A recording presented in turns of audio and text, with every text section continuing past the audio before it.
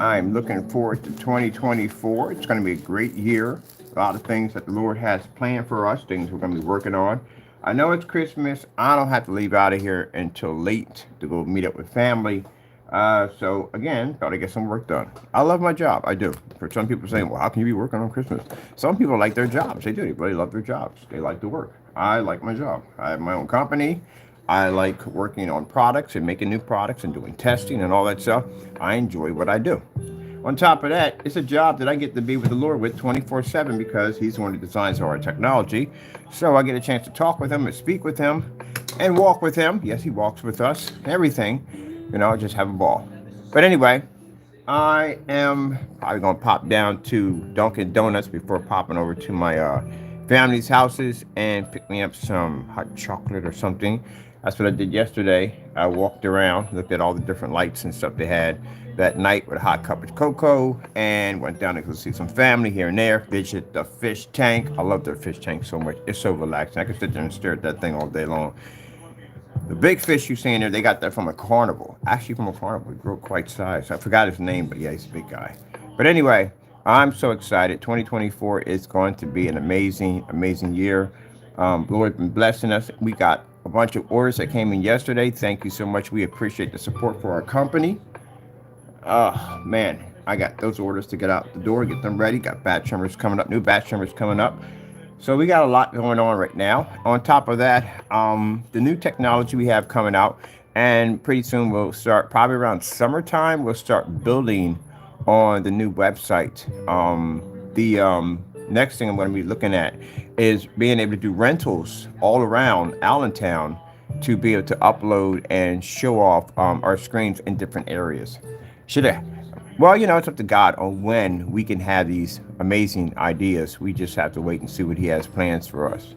And some things I'm trying to better and change about myself on not interacting too much with these trolls. When these people start carrying on and acting up, we need to just basically keep that to ourselves and just bring it to the proper authorities that just need to have it taken care of, as in the police or FBI. And since we already now are going to have a little track record showing, well, not a big track record, showing that we've had problems with individuals doing this just makes it so much easier for us to prosecute others who choose to follow the same road as these individuals. Hopefully not. Hopefully you choose to do something better with your life than doing something that's stupid. But anyway, I've been doing some updating last night. On top of that, like I said, this is my office. This is pretty much my office. It's small, but I do want to compact it, make it even smaller. So right now, I have updated all my information from my second machine onto my first machine and getting that ready so I can do what I need to do from here. And then on top of that, updates and stuff I do from my phone. But also, too, I want to get one of those little portable Bluetooth printers. So that way I can basically have this mini office system I can put in my backpack with some speakers and be done. Oh, that'd be fantastic. Just have the laptop, have my laptop, have my backup drives, so if I need them, if I don't know if I need them or not, and then my portable projectors and my screen. Oh man, if I can get everything into one bag, that'd be nice. But that's what I'm working on right next. Next, my portable office where I can take it anywhere I want to. That's the next step.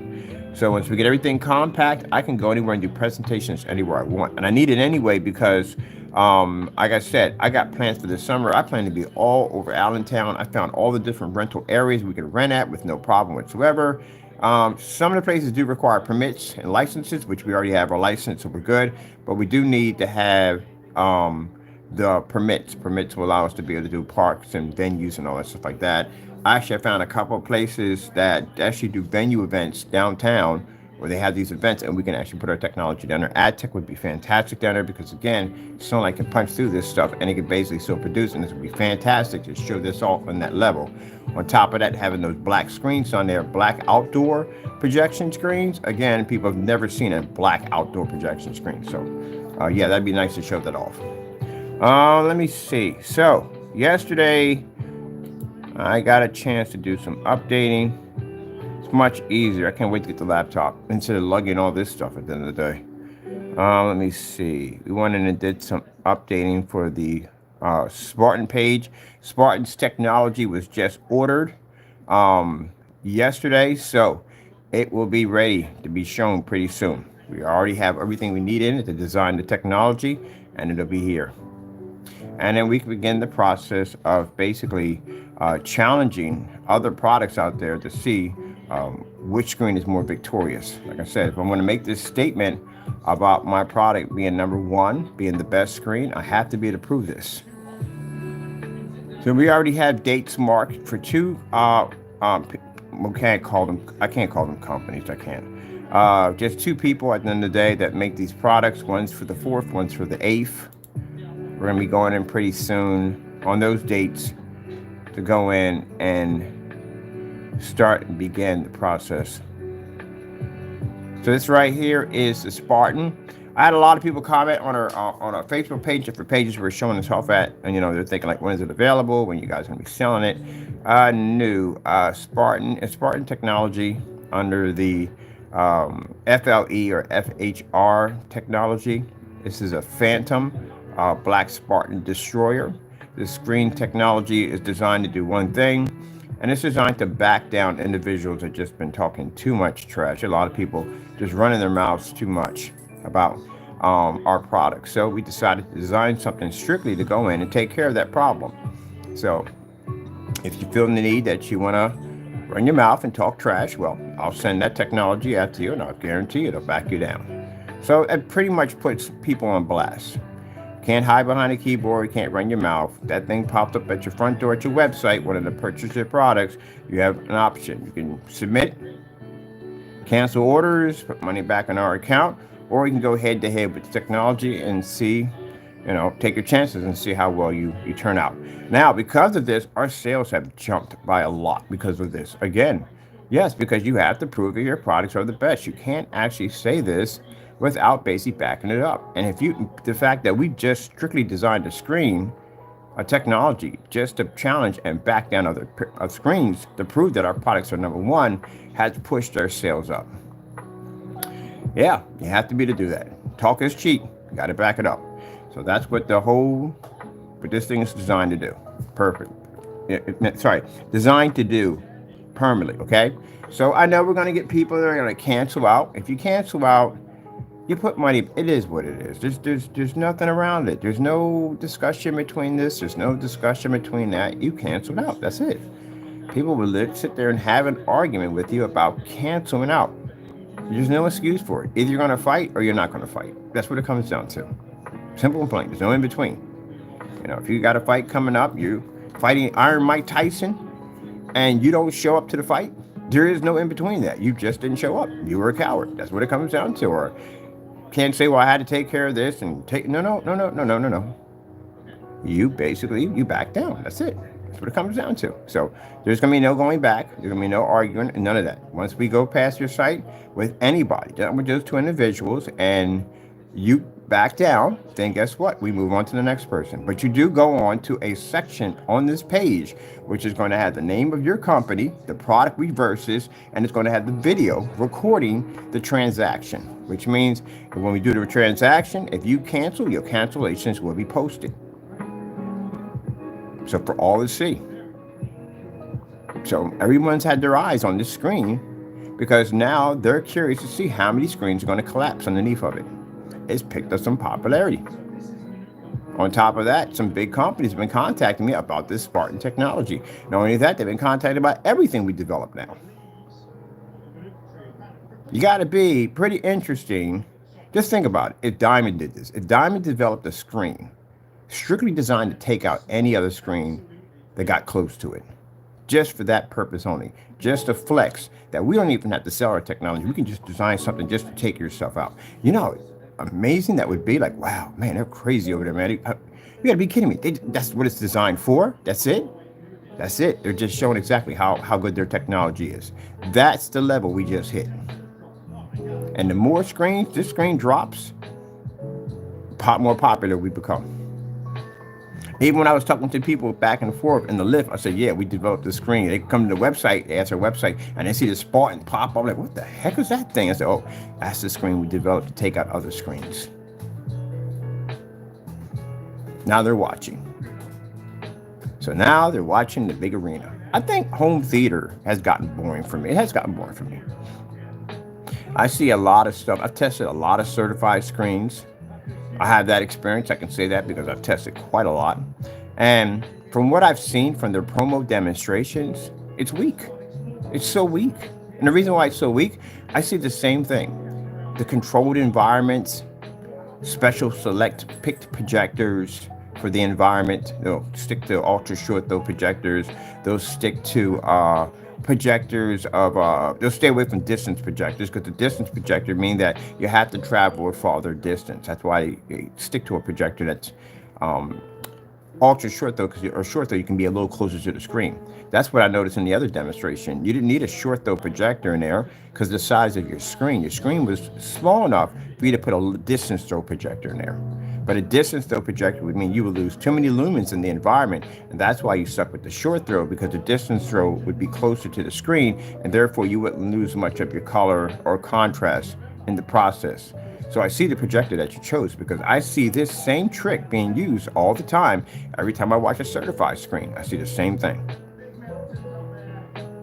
Your screen was only about, I'd say roughly 3 feet, probably 4 feet by 3 feet in there. That's pretty much not that big of a screen. So if you're basically, you need about 13, 11 to 12, roughly I'd say 11 to 12 feet to project minimum at 100 inches. If you don't have that, then you have no choice to go with short throw or ultra short throw. But other than that, for the screen size that was being displayed in that environment, they could have easily went with a long throw and still hit it with no problem. They just chose to go with that because the distance throw wasn't there. And keep in mind, the longer your screen's back, the more light you have in the environment, the more faster your lumens are going to be eaten up. This is why it's important to do these demonstrations at distance throw at 1,000 lumens, because at 1,000 lumens, at 16 feet in an environment where meters don't read, you know how fast your lumen count disappears? There's no way in the world you're hitting that 1,000 and ending with 1,000. That's virtually impossible. This is why, and I explain to people why venues have massive amounts of lumens attached to them, because they're used in commercial environments, and they know that there's going to be a sacrifice on how many lumens they're going to lose in the environment compared to how much square inch per how much light they have per square inch in the environment. So they're going to sacrifice at a 30,000 lumens. If you're dropped back a good maybe 10, 15 feet, and you got these big, huge church windows on one side and church windows on the other side, and you have light splashing forth, yeah, they know they're going to lose at least a good maybe 20,000 lumens or more, or even more. And then they have to figure out how many lumens does the screen actually need, how much gain, and how many lumens have to make contact with the screen in order for it to generate enough for you to actually see it. So if you see a screen and it's not picking up and the projector's hitting it, because there's not enough, the lumens have not reached the screen. That's what it comes down to. If you're back that distance and you have a white screen and you hit it from that distance, there's too much light in the environment. It's eating up the lumens way too quick. So by the time it makes contact with the screen can't even generate enough lumens off the projector to push an image back at you. That's why when you turn out the light, the image improves, because the lumen count improves, because there's less light in the environment to eat up your lumens. Pretty much, that's what it is. They don't explain that to you. They explain some reflective nonsense, blah, blah, blah. Yeah, go to a forum site and have that conversation in there, and they'll kick you out of the room. That's bullcrap. You have to know exactly what you're talking about. So that's why screens produce better. And better if you're in a darker environment. But if you have a screen like black screens, heavy gunmetal screens, they're designed to absorb light in the environment. So pretty much you're not going to wash out. It's not going to be that bad. So yeah, it's a lot of science behind it. I'm trying to figure out exactly, if you're traveling at a distance, it has to make contact with the screen, how many lumens you're going to lose between A and B. And then how much is the screen going to be able to magnify whatever's left over to push an image back at you. The reason why black screens are not used in these environments, because black screens are automatically dark, and for other people think at the end of the day, they have a very difficult time generating white light due to the fact that the surface is already dark. See, what you said in your demonstration, when you said that, they have a difficult time. That's not us. We don't have that problem. We've proved that over 100,000 times over and over again by displaying a black technology outside. That's why you don't see any black screens outside. That's what the person explained to me over in Ireland when I said, hey, do you have one of these outside? And they said no, due to the fact that it's hard to generate a black screen outside because of the tons of light that the screen is taking in. Yeah, even they know that. So yeah, from the door, yeah, black screens are supposed to have that. Every company I talk to about how come the product's not black, how come you don't make a black screen, because they're supposed to have that issue. We don't have that issue. That's why 250-inch, we can basically absorb all that light and push an image right back out because our screens have this stuff called heightener. And when you get to a point when you start developing a game that you can actually back up 100% with tons of videos behind it, then guess what? You can call it whatever the heck you want to call it. You can call it Daffodil, Sunlight Killer, Dolphin Extreme, whatever you want. You have that right. That's like finding a shooting star or something. You saw it, you discovered it, you claimed it. Guess what? Your name is going on it. You had that right. But if you can't back this up, then you can't call it. The reason why we don't sit in the tradition of and I mentioned this many years back, of 2.0 and 3.0, all that, because we don't fit in their category. Every demonstration I have done, and again, you guys have not done enough testing on anything at all. Matter of fact, you haven't done any hard testing at all. That if you notice, if you want to get certified screens, they're stamped with these particular gains. So basically, they're in the environment. When we look in their environment, we're expecting them to be in the same environment we're in. They're not in the same environment. They're in something called an ambient light controlled environment. This is where I find it's questionable with them. If you're in an ambient light controlled environment, how are you considered to be ambient light rejection? Because your environment still has to be controlled. How do you consider yourself to be almost TV worthy on ultra short throw? If you're hitting an ultra short throw projector onto a screen, how do you make that TV worthy if you have to be in controlled environments? TVs aren't required to be in controlled environments. TVs see 100% contrast. TVs pick up perfect white levels. TVs pick up perfect color balance. So again, I don't know how you compare yourself to a TV. I don't consider yourself ambient light rejection. Now, if we can display 180-inch off a ceiling, the projectors that we have sitting on the floor, they're not venues. Those are regular, everyday projectors. One of the projectors we had, the BenQ, was 2,600 lumens. One of the demonstrations I did in the other house was a ViewSonic. It was around 2,800 lumens. What was the projector we had with the NEC? The NEC projector we use, they're 3,000 lumens. Those projectors have to be used because we don't use venues on the floor. They're too big, they're too heavy, they're too wide, they're too bulky. It's too big of a machine to basically lay on the ground and point up at the ceiling. The smaller projectors actually work better for that. And we have the only ones you can use are short throw, because short throw gives you a much bigger screen at a bit of a farther distance than you're going to be at. And then a long throw is really not going to get you that big of an image. And on top of that, it's very hard to get short throw projectors and venues. They're very expensive. If you get one, you're lucky. I was lucky to get 2 of them, or actually 3 of them, in my whole entire lifetime of buying projectors. So it's a lot that goes into that. So when I don't see demonstrations of certified screens that have 0.9, 0.8 high gains, and I don't see them producing images on top of ceilings with the lights on, I don't see them producing with projectors that are way below factory specifications, producing at 150 inches, or their own projectors producing outside at 140 inches. We beat the Optima GT55 and 56. We beat their promo demonstrations, their own promos.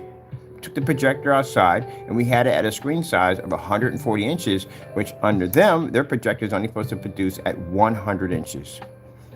Just let them know you really don't know your equipment the way you do. Your screen affects everything. Truthfully, it does. Screen size, it affects everything, literally. So that's why we don't consider ourselves to be in that range. And then we get some noob that pops up and says, oh, he doesn't know how to do this, how to do that. Buddy, I build screens, man. I built so many screens, it's not even funny. And I was here long before you ever existed on YouTube. My track record goes a freaking mile long. So reason why we don't sit underneath that category anymore is because there is no demonstrations producing anything that we're doing. Therefore, we do not sit in the same game. I literally have a demonstration called 1100 Lumen Challenge. It's been sitting there for years, 4 years of that, challenging every company on the face of the planet to do the exact same demonstration. And when I saw that no one challenged it, guess what that told me at the end of the day? I can call my game whatever the frick I want to call it. I've tested against the high-end screens. If you line your screen up with 17, 18 certified screens, and these screens are ranging from high-end games at 0.89, and you're knocking these things out with no problem, then your gain is much, much higher. If they're not able to produce and max out environments and their screens are washing out, then guess what? They can't produce in those environments. If I have to change the environment to darken it so they can see the same color my screen can see, then guess what? Their gain isn't on the level we're at. So that's why we have something called Advanced Ambient Light Rejection Gain, FLE technology. FLE is a technology that allows the screen to be able to generate through sunlight. In order for me to make that statement, guess what I had to do? Tons and tons of videos on this theory. Can't just make it up off your head. It's getting you in a lot of trouble, a lot of serious trouble. All those documents that you see me file against individuals for doing dumb stuff, guess what? That same kind of stuff can basically be filed against me also. So of a person who's filed these documents and have been to court and have sued people for these things down through time, guess what? Same thing can happen to me. Someone can come in and file the very same documents that I file against other people for committing fraud on their companies. See? So since I know this information, why would I go out and do something that stupid? There you go. If you've been sitting on the hill this long and no one's been able to take you down, then it tells you at the end of the day, we must be doing our job correctly. Because everybody else falls around us. And that's what the Titan's going to do. The Titan's going to sit on the top of the hill and it's going to knock everyone down that hill and show you at the end of the day who is the most superior technology on the market. It will be us. That's its purpose. That's its design. To call out all the bluff, all the nonsense that people have been talking about. Oh, our screens are this and oh, our screens are that. Not just them, other people too. Put all that bluff. Done. You've been claiming to have 100% contrast, then you should be to beat that thing. If you claim that you have this insane amount of contrast level, ambient light rejection technology, you should be to take on that with no problem. You produce 100% of pure color balance, you should be to take that screen on with no problem. You should be to match its color levels.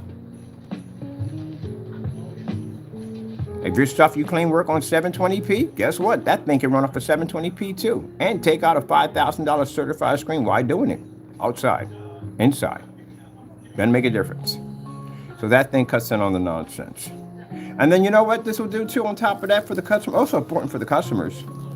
It's like a boogeyman for people who make fake products and for people who put in false statements. But also too, it allows people in the future to build better products.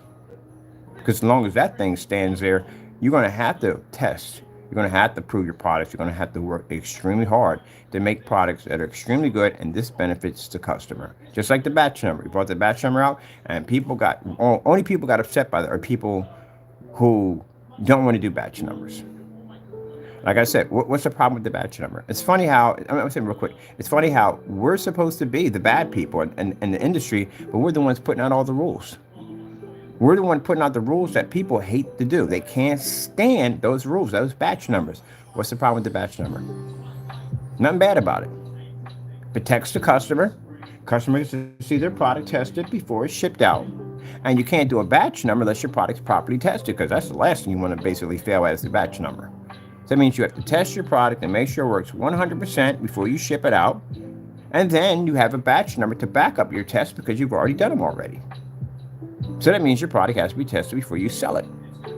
That's why when I'm looking around for products and I'm looking for tests, we only see one video pop and I'm like, what the frick is the rest of them? You're supposed to have a lot more than that, a whole lot more than that. Each one of these projectors I have in here, I've hit a screen over 100, 130, 150 times, 300, 400 times easily. So let's have a ton of tests.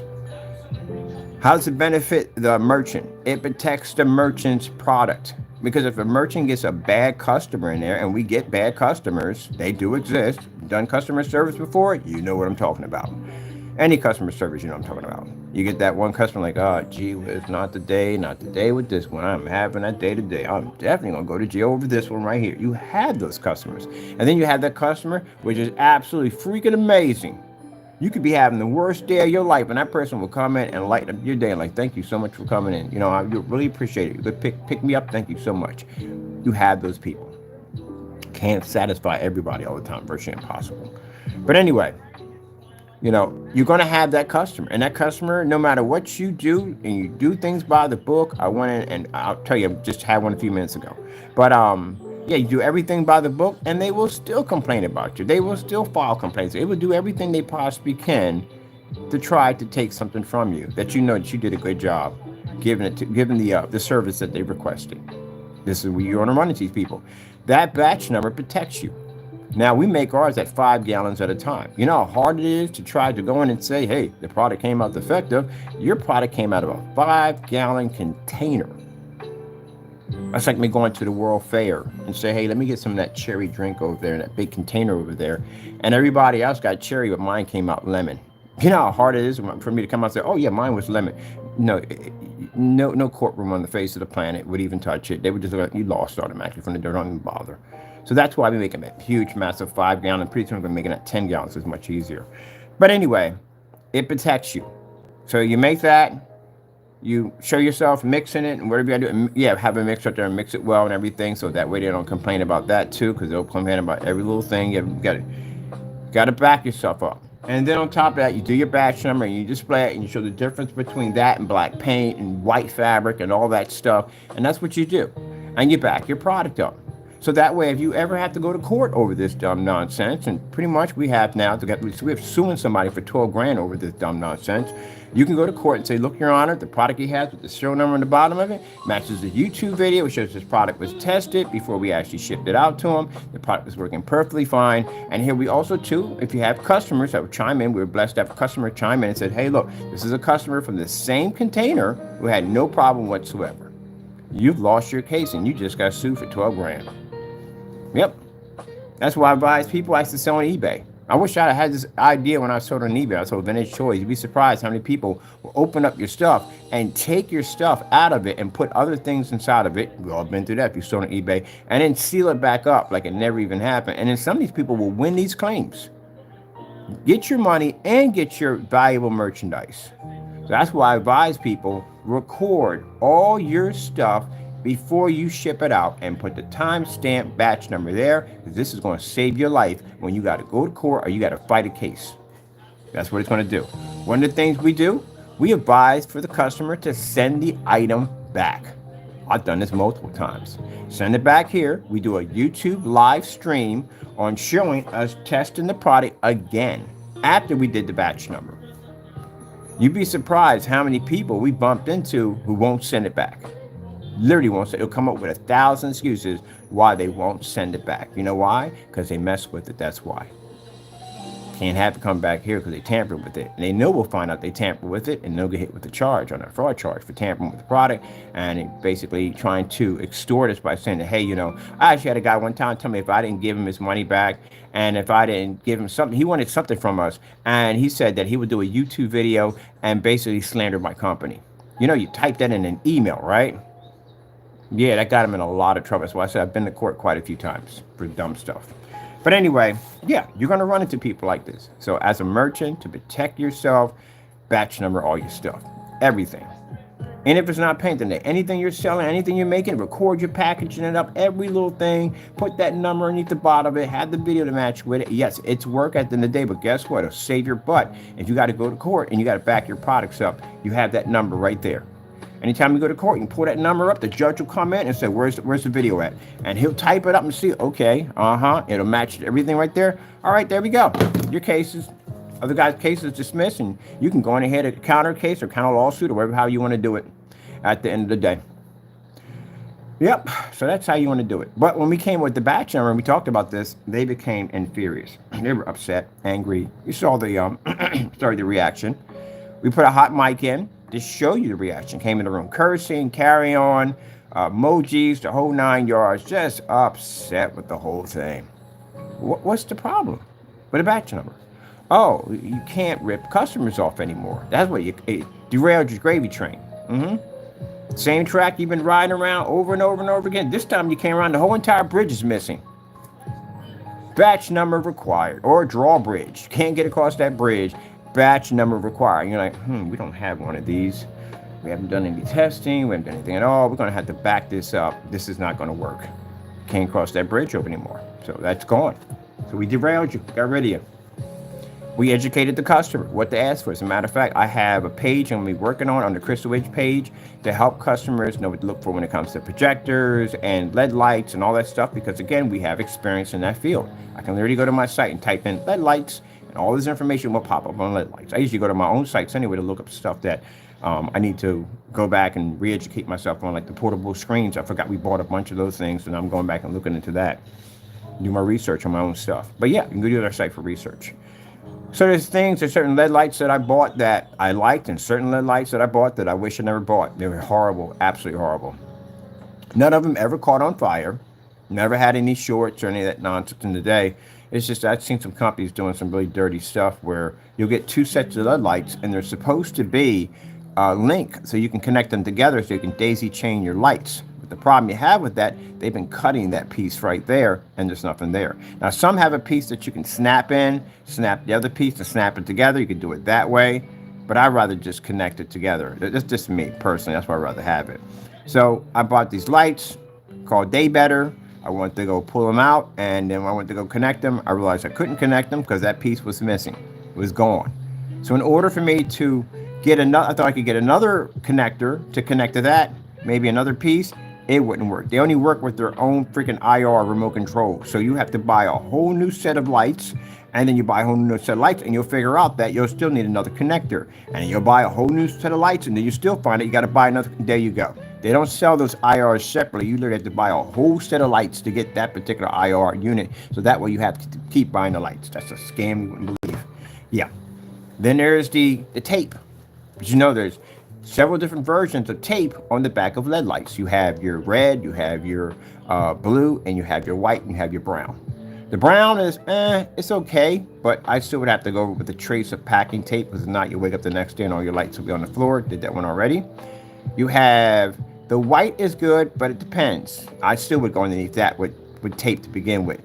When it gets to your red and blue, this stuff will pull your wall out. This stuff is very strong, has very strong adhesive. So I warn people, at the end of the day, if you see anything with that red on the back of it or blue on the back of it, and you stick that to your wall, it ain't coming down. It's not going to come down. You see all the LED lights out in the other house? Most of those were basically the blues and reds. But when you do pull the tape off, your wall's coming with it. So you know that, you're going to rip up your wall with it. But yeah, after that, they're much better. And that's what I learned with the LED lights and all that stuff. Let me see what else too. Weatherproof lights. We had bad instances with a couple of weatherproof lights that weren't weatherproof. They didn't do exactly what they did. They shorted out on us.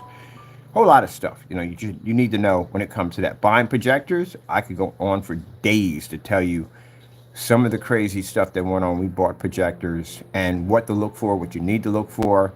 There's a lot of stuff that goes on. If you're buying a projector, like, okay, perfect example. If you're buying a used projector, and the projector has a picture on it that looked like they took it off Google Images. So how can it be used and look that brand new at the same time? Which means it could be cracks, it could be damages in the chassis, it could be a number of the lenses could be cracked, anything they're covering up. That's something you got to watch out for. Projector Central is fantastic, because sometimes maybe the merchant himself doesn't know enough information about the projector, which he should.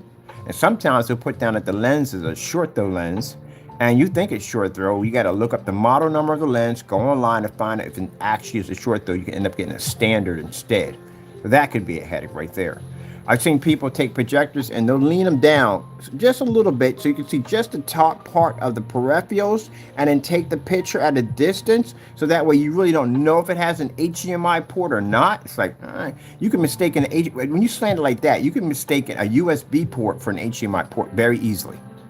And they'll say, oh, it has 4 or 5 HDMI ports. Copy the model number, go to Projector Central, look it up. It'll tell you what the projector actually has. It'll save you a lot of time and headache in the process. Venue projectors. Ooh, it's a lot with them too. The BenQ, not the BenQ, but the Chrissy projectors. Chrissy projectors have 2 forms of projectors. I'll literally have to show you this one. People asking me about the lenses. You can get a professional high performance lens, or you can get a standard lens. It depends on if one has a bridge and one doesn't have the bridge. So I'll show you what the bridge is.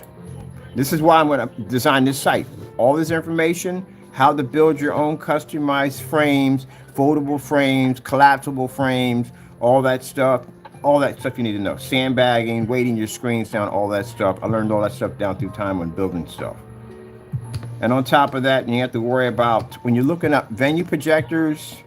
One of the things you look at first before buying a projector, look at how much a lamp is going to cost you and look at how much the lens is going to cost you, because this can cost you a lot of money, especially if you run into a barcode. Barcodes are freaking crazy expensive.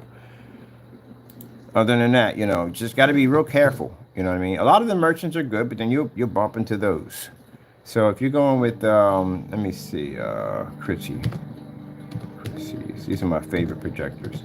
I found out about Chrissy's when a customer told me about it, and I didn't even know what Chrissy's were. I was like, what the frick is a Chrissy projector? And he was like, yeah, I bought this projector, and I just put down the model number. I should know it by heart, but I don't. LW 400, C44400. Yeah, Chrissy, there it is. He told me about this Chrissy projector. I've never ever heard of a Chrissy a day in my life. Never heard of one. These are the LW41. These things will put on our technology with one of these right here. That's what this is with the projector.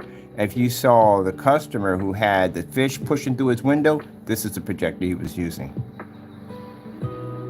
So let me show you. But I didn't know anything about Chrissy's until he told me he had this projector that he bought, and he took it down to a store to get it fixed, and they took his projector. They closed the store down and took the projector. I'm like, what kind of projector did you freaking have at the end of the day? And then when I looked them up and saw what they were, I was like, gee whiz, that's why. Because this projector was worth $250,000. That's why. Now, are they expensive? No. If you buy them brand new, like this projector right here, if you buy this projector brand new, it'll cost you $2,000. Even though it's an older projector, it's 720p, it'll cost you $2,000. So this one right here has the bridge. That's the bridge right there. If it doesn't have this across it right here, that means that the lens in it is a high performance lens. I have one with the bridge and one without the bridge. This particular projector, you can't, if you want to pull the lens out, yeah, good luck on that one. If you're good at doing it, I mean, it has like 3 ribbons that basically attach into a motherboard back here, here, and here, and they're freaking pain in the neck to put in. So it doesn't have an interchangeable lens. If you go with the Chrissy LW 505, they usually have interchangeable lenses. This piece right here on the side, that could cost you $300 if you lose that. It's a filter, which you're definitely going to need. Condition. And as you see all these scratches and stuff on the top, all this can be cleaned up. So you basically get some plastic black scratch prepare they usually have for cars. That'll clean it up with no problem whatsoever. So that one doesn't have a bridge. Let me see, that has a standard lens in it. So let me see if I go here. Let me see. And this is what I've been here searching, looking for that one without the bridges. They're rare. You get one of them, you better grab it up. Ooh, look at this right here. Man, this is a Chrissy LW71i. Ooh, wait a minute, that's from the same model I have over here, except for the more advanced model of it. No bridge, just has a bridge. So then you have 2 versions of the Chrissy. You have the LX400, and then you have the LW400. The LW400, excuse me. One is a 600 by 800 res projector. That would be the LX400. People have gotten those and thought they had more. It doesn't make a difference when it comes to our stuff, but still, yeah. One's 600 by 800 res. That'll be the LX. Still cheap. Oh, by the way, these are also the same projectors we use for portrait mode. So when I do that whole, if you want to do that whole portrait, where you stand the projector up and do the whole portrait setting, these things are freaking unbelievable, amazing for that.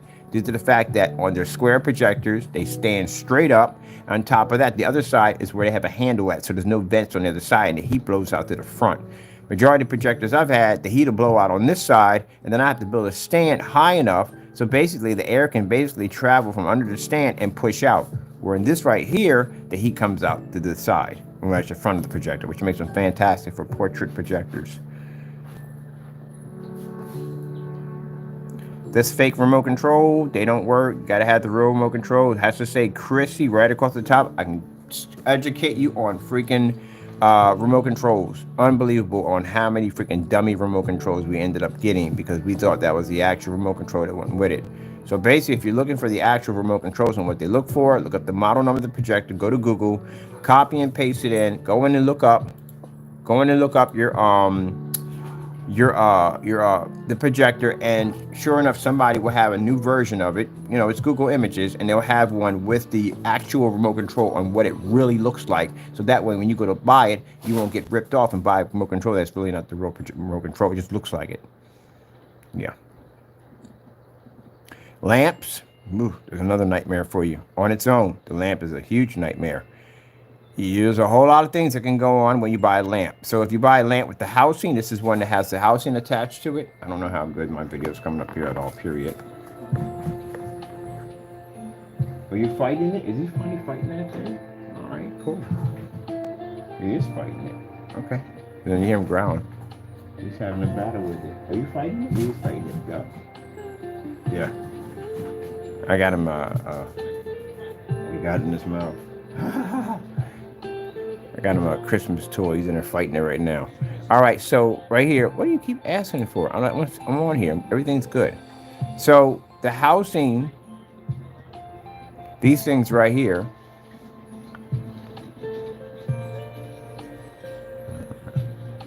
All right, so these right here, let me see if I can get a good shot of the back on this one here, right there.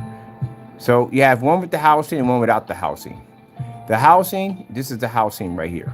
This is your housing. This is going to fit snug into your projector when you change it out. Changing a projector lamp is very, very easy, extremely easy. Turn your projector off, let it cool, make sure it's nice and cold, and then you go in and you basically just take your pull out the lens. You got a screw here, and you'll have one back here. Most likely that's what it is. You take these out. Don't worry about losing the screws. When you buy the lamp with the housing, you get screws with it. If you bought one just the lamp itself, then it means you didn't get the screws or the house. It means you're going to have to use the original house, and you're just going to have to remove this, and basically remember, don't lose your screws. But I would say save the headache and just go buy the house, because the house is pretty much, it's the same, almost a little cheaper, but it's better just going with the house. It's less of a headache you're going to go through. So basically what they're doing now is, some places I've seen, they're 3D printing these. And they're taking the lamps and they're sticking them back in there. And the problem you have is when you 3D print them, they can be off just by a little bit. Right there. See that area right there? That's your power connector right there. So if this has a little bit of a rough piece of plastic in here or around here, what's going to happen is when you go to slide this into your case, or maybe it's a little too wide here or here, it's not going to fit snug. And if it doesn't fit snug and you force it in, you're going to damage your projector. You will wreck your machine. So it has to fit nicely right in there and right in here and here, but most likely you'll have the problem there. Those pins won't fit and connect correctly. Now, if you're more the adventure type, then basically, I had to do this one time. I actually bought one of these and the housing was molded incorrectly because somebody printed it. And what happened was I had to take out the lamp here and retransfer to the housing that was the original, and that's the freaking nightmare. Because some of them are easy. Some will come with the screws right here and here, or some will be soldered in. Yeah, get out your soldering gun. You're going to get the Kraken Jackson, because you're going to have to go in and you're going to have to desolder all this right here, pull that out, put it all back in to re-put it back into the other housing. That's a freaking headache. And do not, whatever you do, touch this part right here, because if you do, you will have a permanent thumbprint forever on your freaking screen forever. And I lie to you not, because I've done that one myself too. I touched it by accident. I pressed my finger on it. I was like, oh my God, I messed up. Yep, you learn. This is why I say you learn from experience. Yep, there's your grounder. Right there's your grounding right there. Grounding right there. See, this one has the screws in it. This is easy. It's easy to take out. So this right here, this is your bar that was snapping in place, your support bar, or whatever you want to call it. Just pull that out, take that screw out, take this screw out, and that one right there, and that's it. And you can change that to any lamp. So lamps are a little very cheap than buying the housing, but I would go with the housing if you don't want the headache. So what I do is I go buy all my lamps from Amazon. I don't buy anything from eBay. Sorry, eBay. I do apologize for cutting anybody's business short on that. But I mean, I had a few people I did buy from eBay, and they did a fantastic buying lamps from them. But I had too many bad experiences. Every time I bought a lamp, I had problems with it fitting in the case because it wouldn't fit. And I literally shot a YouTube video on it too, on why you got to be careful about buying lamps from people. And you find out that the lamp is actually 3D printed. It's not the original housing. And then you're going to have problems with it fitting in snug. That's another problem. Now, what happens if you strip your screws? Ooh, that's a nasty one. So if you strip your screws by accident, trying to actually get your lamp out, what you do is you take a rotary tool, and then what you do is you turn your Phillips into flats.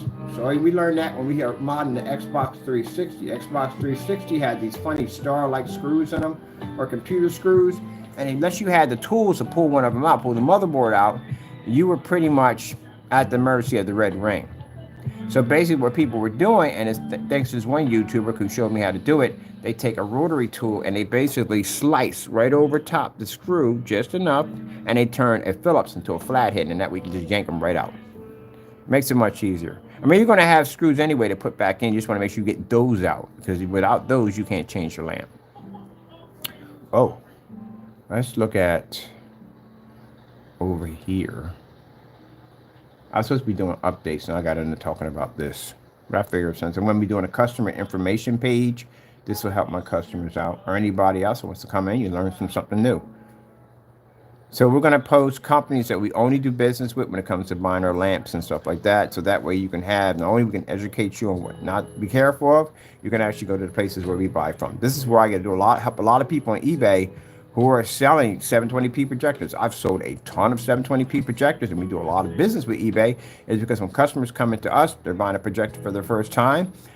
They don't need 4K. They don't need a whopping 1080p projector. They don't need any of that at all, period. Because our technology looks absolutely amazing on 720p. As I showed you a couple of days ago, I painted a cardboard box. That was a cardboard box with a $270 720p projector. Not a newer model that has the HDMIs in the back of it and VGAs. My projectors have BMCs in the back. You know how old a projector has to be to have a BMC in the back of it? They're very old projectors. This one was discontinued in 2011, so it's an old model.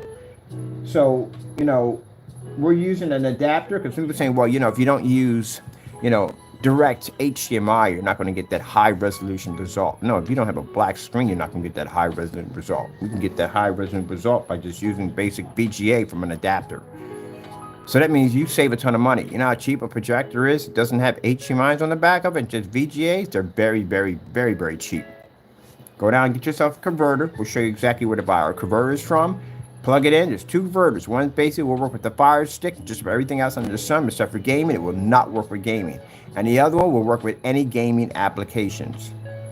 We have two of those we use, and we'll show you where to get them from.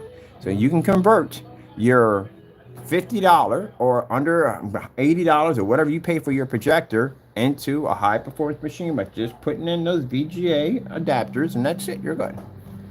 I spend a lot of money for my machines.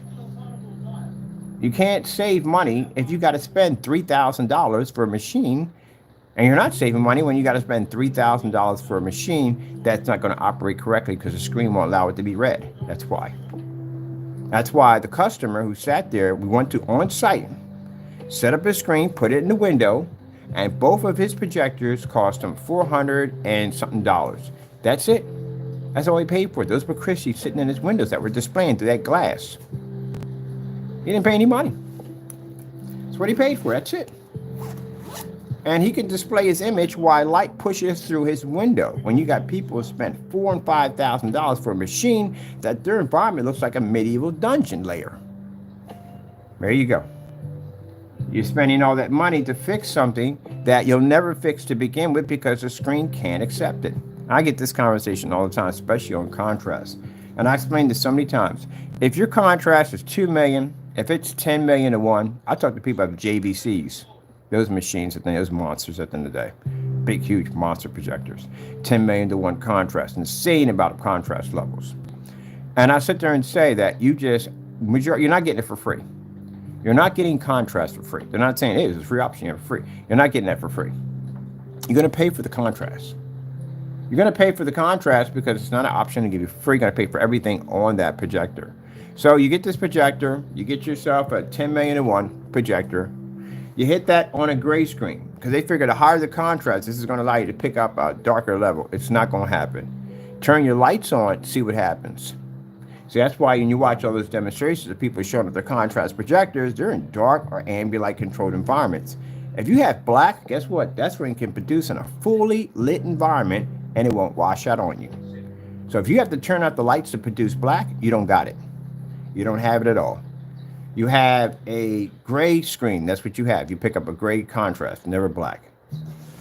So they'll sit there and talk about how they have these amazing amount of contrast. I go to forum sites that talk about contrast only. That's all they talk about are contrast. And I just listen to them talk, or they pop the heads and talk. And I'll sit there and say, okay, so that projector has a 10 million to 1 contrast on it. So yes, it does.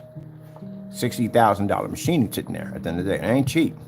And I said, so you could do 100% contrast, black levels? Yes, I can. Do me a favor. Turn on all those lights and show me this link right here. He says, well, it's not going to work. I said, why it's not going to work? He said, because you're not going to really get that true contrast 100% unless you're in this ambient light controlled environment. And they start talking about the specifications and how much light you need and blah, blah, blah. No. I'm not trying to hear that. Do you have 100% black? All you got to do is turn your lights on. What's the problem? It's not going to work because the screen, what's going to happen? The screen's going to wash out. And you spent $60,000 for a machine with a 10 million to 1 contrast and you can't read it? Are you kidding me? That sounds like a waste of money. Okay, so now the question to me. All right then, smart guy, what do you have at the end of the day? I got a projector over here, it has 3,000 to 1 contrast, and I could do this on my ceiling, I could do this on the floor, I could do this outside, and then I show my other demonstrations where I do it at.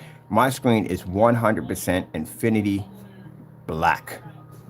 I can read an infinity contrast level without spending the 60 grand you just dropped on that machine over there. Yeah, comes down to your screen. That's what it comes down to. So what he just paid for on this machine is 60 grand. He will never, ever see contrast. What he just paid for, and he didn't get it for free, he will never, ever see contrast. Think about it. You had a white screen, you're still in the dark. You had a gray screen, still in the dark. You had a gunmetal technology, a little bit more better lit environment, but you're still in a controlled environment. You can't be out in a fully lit environment like us because you'll wash out. And then by the time you hit a black screen, which will be us, would you need to have that option on? Nope, you turn it off. So you just pay for something you'll never use. Simple. You'll never use it. And that right there is going to disrupt and change the way contrast is displayed on projectors.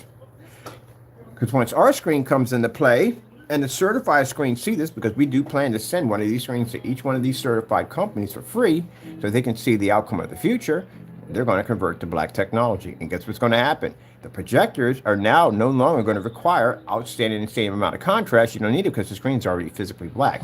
But the problem they're going to have, and the challenge they're going to have to take on, is they're going to have to figure out how to get a black screen to generate a high enough white level in a fully lit environment, or they're going to be stuck in the environment of ambient light controlled. And again, we don't thrive in that area. See? Interesting, isn't it? I love it. That's what I love about technology. I sit there, I was blessed enough to live in an era where I got a chance to see the growing of technology. I was born in 1968, so I got a chance to see the 8-track player. I got a chance to see the 45s and the 78s. I got a chance to see a lot of that technology come up. Somewhat of the reel-to-reel. I remember little bits of that because remember my brothers used to have these Sony reel-to-reel players and stuff like that, and they're 8-track players and they're freaking Firebirds and all that stuff like that. I remember all that stuff. I remember going to school. When I was coming to school, we didn't have the VCRs. We didn't have the digital downloads. We had freaking reel-to-reel, 35 millimeter film. That's when I was coming up. Put the reel in, turn the lights out and everything. I had the freaking 1.1 screen, it would pull out and everything. I grew up in that era. So I got a chance to see all that technology just come to life. So yeah, I got a chance to see basically when we had, I remember buying my first CD, Public Enemy, how crisp and clear the sound was compared to cassette tapes. The TDKs, the boom boxes, all that, the Walkman, Sony Walkman, the CD players when they came out, they had an anti-shock skip because every time you walk these things, they would freaking go into remix. Or somebody be driving a car and they'd be playing their CD player and it would sound crystal clear, but they hit something and they go that, and somebody scream out remix. Oh, it was so funny. I used to love that. But anyway, yeah, I got a chance to watch that whole era. And then now everything's all digital download. The vector graphics, Man, way back when you had graphic cards that were freaking 8 bits and it was considered to be insane, or to have like 14.4 modems and all that stuff. Yeah, I grew up in that old tech era right there. The 14.4 modem. Did you even know that freaking Nintendo had the 64? Was it Nintendo 64 was online? A lot of people know that. Game Shark. They had an adapter on Game Shark that would allow you to play online. Even Sega something has SegaNet. It had 14.4, and then it came with the 56K, and it came with 56K times 2. Yeah, all that. I think I was around when they had rotary phones. Yep, rotary phones. Rotary phones. That was rotary phones. Yeah, we did. Yeah, not when rotary phones came out. No, that's virtually impossible. Be an old man, really old man. No. We had a rotary phone, like literally before we went into the touch the buttons and all that, the push buttons. And then after that, I remember my mom getting the cordless, and the cordless had that huge freaking walkie-talkie, like you was about to call an airstrike in your backyard. And if you position it just right, you can literally pick up other people's cell phone conversations, especially with the baby monitors, because baby monitors were known for doing that back then. Your baby monitors could literally pick up your neighbor's conversation next door. Oh man, it's a fun year to be in. Fun year to be in. I remember the Radio Shack giant disc, the huge, massive satellite, like you're about to talk to Mars. These things were gigantic, and they would stick these things in your backyard, and they would have this system that would constantly move it around so you could pick up. But if you had one of those, you knew you were the kid on the block. You were getting all the channels. You were getting more. You're about to get millions of channels. Millions of channels. It wasn't so much restricted to like you had certain areas you couldn't go here and couldn't go there. Man, that was fantastic, man. That was good. That was good. That was good. A good center, a good place to actually to grow up in. Yeah, it was fantastic just watching all that. Yeah, good to watch all that. Now my mother, she grew up in a better area than me because my mother was when she grew up, TV didn't even exist. So she was born in an era where it was all radio. Had an RCA radio, family will sit around and listen to programs and stuff like that. And you had to use your imagination. If they were doing a movie, they would have all the sound effects and all that stuff to make it sound realistic and all that. Voice actors and everything. That's her era she grew up in. And then she watched the black and white TV. She's remembered when her grandfather used to have a Model T Ford that you had to crank up.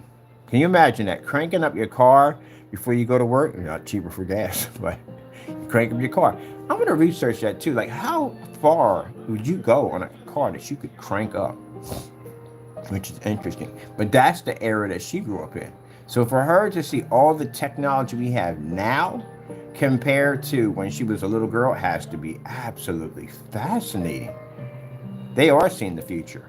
Us, we done so much. We done literally so much. Nothing really fascinates us anymore.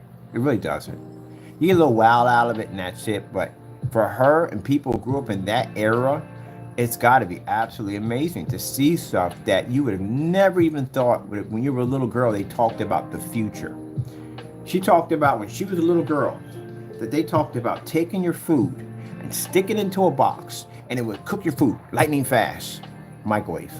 It's called the microwave now. And now she sees it right in front of her. Something they dreamed about in school. Like from the future. The funny thing about it, I like when you go in and you look at old documentaries about how schools back then thought the year 2000, because everybody thought the year 2000 was going to be flying cars and we were going to have, teleportation. We can teleport from here to there. It's supposed to be like the Jetson future. You get moving sidewalks, but only if you're in the airport. But other than that, that's how it's supposed to be. And you got to look at the school kids from that era talking about how they think the future was going to be in 2000. And it's crazy looking at that and you live in 2000. Or one of my personal favorites is I like to look at old technology, looking at Bell, or Atlantic Bell, wherever before they got to be AT&T, wherever they are now. But anyway, when they were just putting out phone lines. And phone lines were only for big companies only. At Washington, D.C., at Philadelphia, Washington, D.C., Philadelphia, different New York City. These are areas that had these phone lines. These phone lines were only for business only. And I remember in the commercial, not commercial, but they were talking about it. I don't know what they would call it then. Educational film or whatever it was. But anyway, the woman comes in, she's a very old woman, and she says, she would like to talk to her son in San Francisco. And he explains to you, like, sorry, we don't have that technology. I'm watching this on a cell phone now.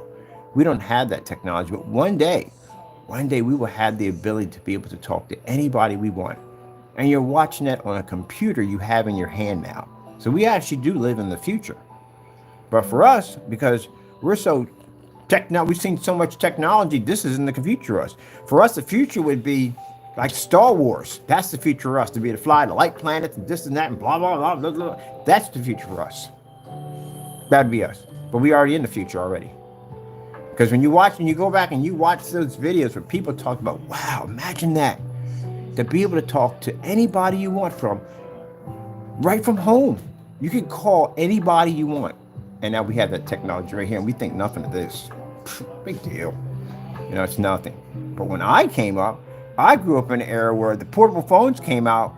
Man, these things were bricks. If you remember that in the day. We didn't have these little tiny devices at the end of the day. We had the brick phone. Like you was literally calling an airstrike.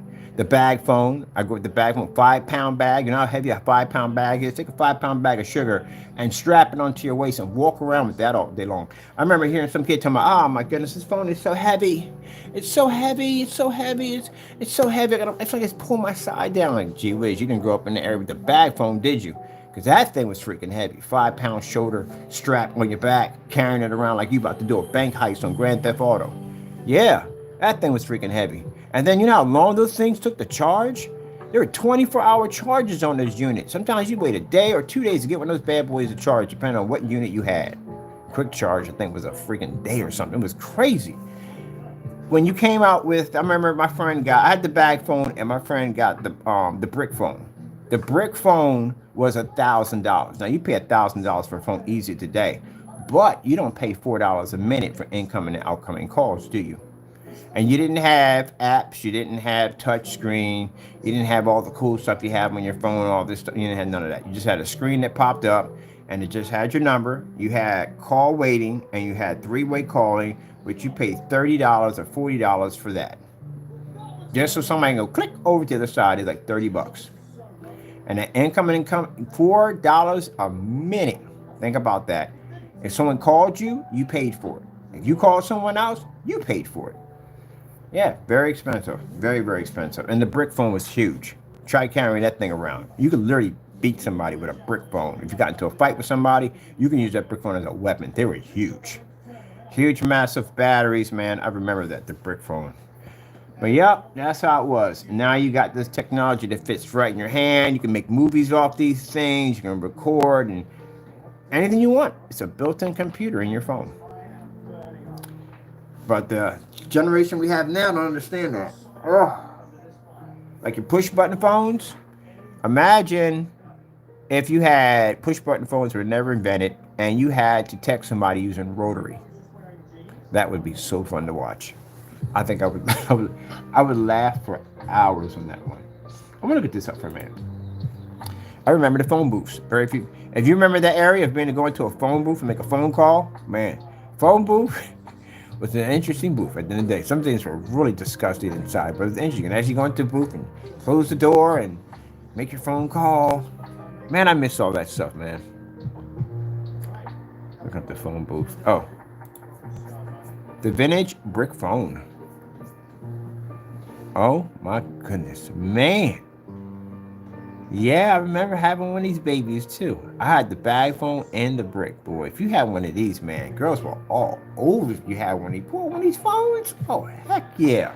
Now the day you pull out a phone, everybody got a phone now. Who cares if you got a phone? Big deal. The only way you're going to be able to flex if you got a phone, you got some limited edition or some new phone. But other than that, man, back then, if you had a phone, yeah, you was in. If you had pagers, you had. So many people had pagers back then that you couldn't even have them in school. It was against rules. You get suspended for carrying a pager to school because they would think you were dealers, because a lot of dealers had these things.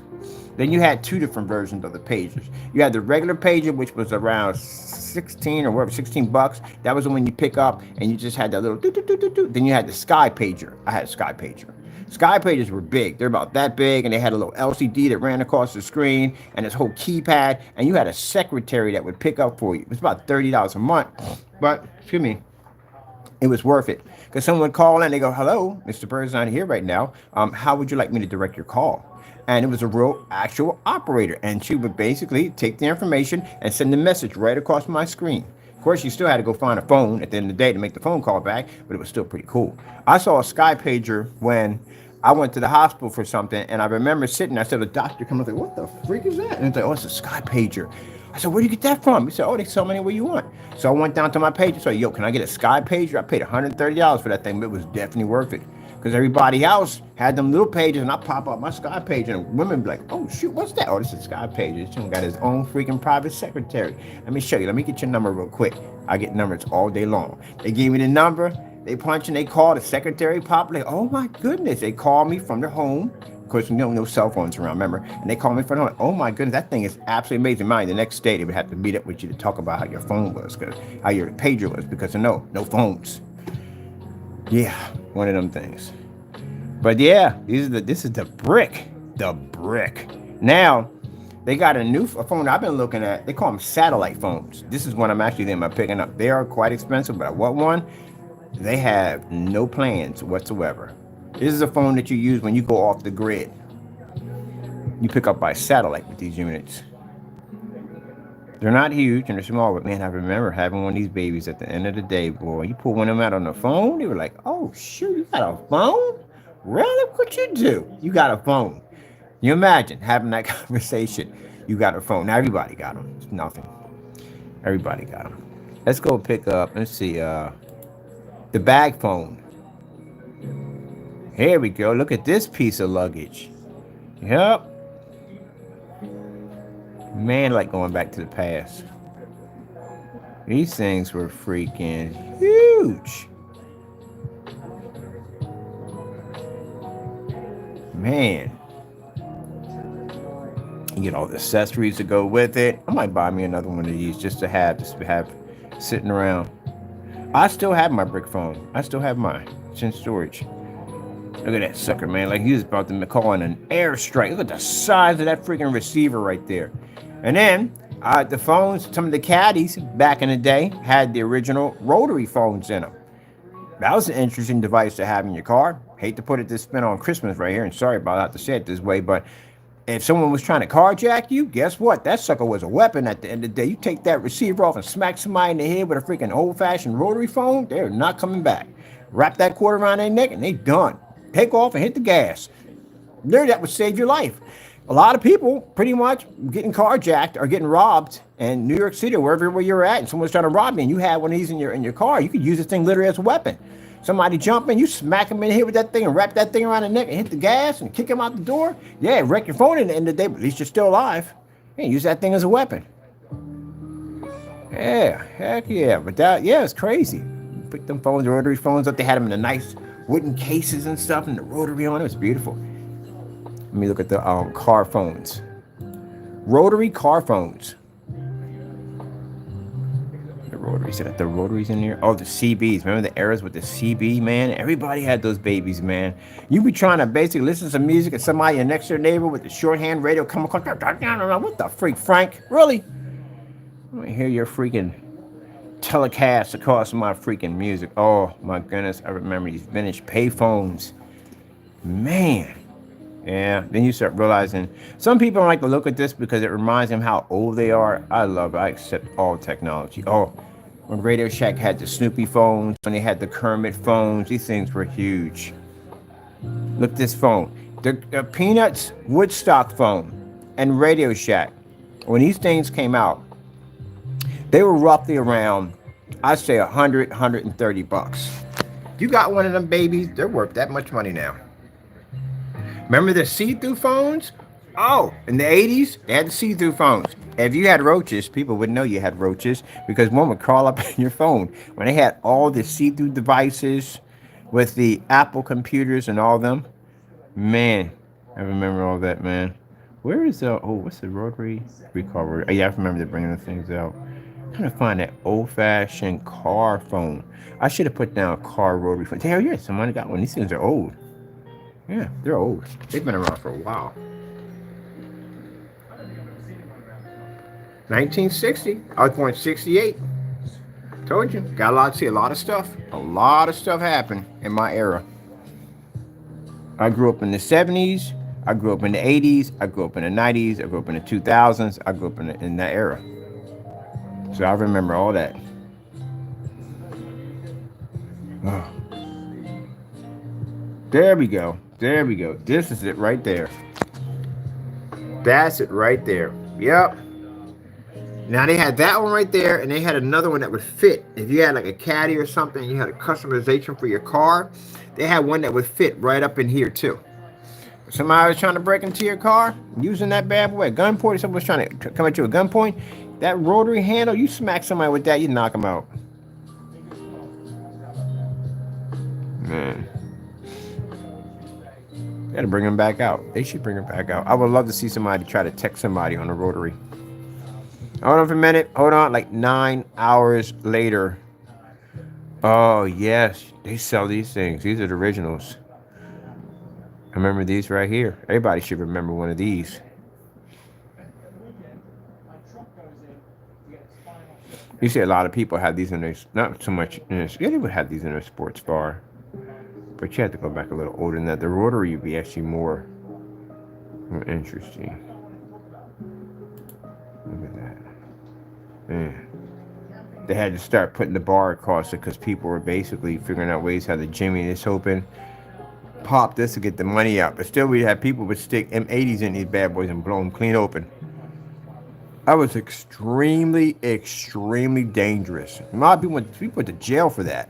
Because, number one, you're destroying a city property, but not only that, you know what happens if you stick an M80 in here and that thing goes off? You know the freaking projectile rate of freaking quarters, dimes, and metal traveling at a high velocity rate and somebody walking by and being struck with that?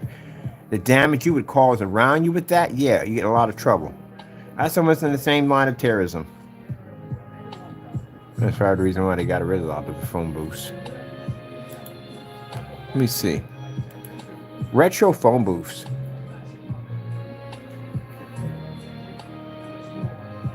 No, this is one from just Ireland and England. They have these particular ones. Where's the one, the retro one? Oh, yeah, there we go. There we go. That's what I'm talking about. There we go, right here. But this is actually a newer one because the other ones I remember growing up had glass all the way down to here. It was glass all the way around. Where's the real one, old ones at?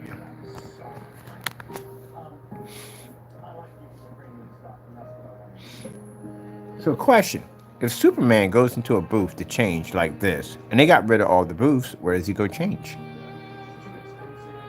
That discussion on a couple of forum sites. Here we go. This is one I remember when I was a kid. That one. That's one that had the glass going all the way down. Yep. They were dangerous too on top of that.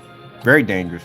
Well, if no one was hunting you down at the end of the day, but once you close that door, it's kind of hard to get them open, especially if you were big and you basically had a hard time getting in. You had a really hard time getting out because that door was shut behind you and your body would basically push. The door had to slide out so much inside in order to open up. And if your body was pressed against it, it was virtually impossible to get out of that thing.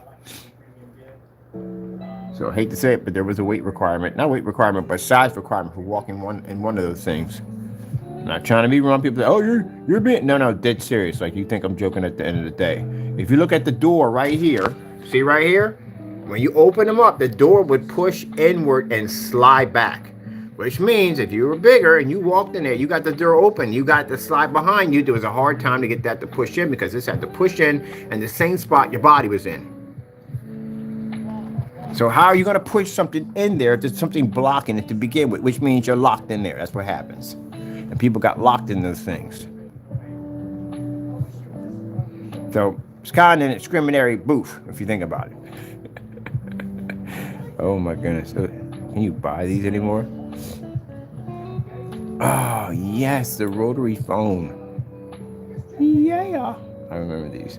All right, people, we're not going to take much of your holiday up. Go out and enjoy yourselves and have fun. I had a little fun here. I was supposed to do updates on the site, but I got to talking about basically technology from the past and thinking about all the stuff that I grew up with and everything.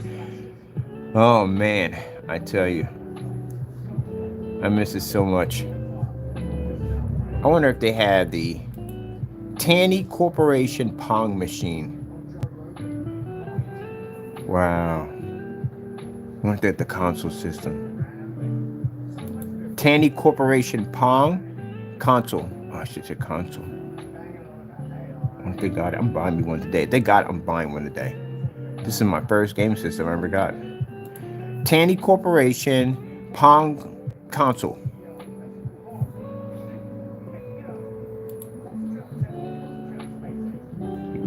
Christmas gift for myself today.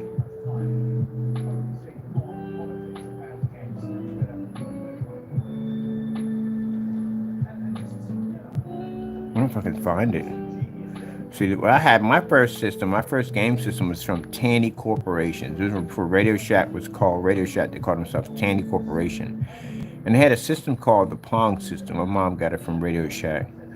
And never forget the day her coming home and surprising us on Christmas, and we'd hook this thing up to this great big huge floor model TV, had a little what's it called, UHF in the back of it.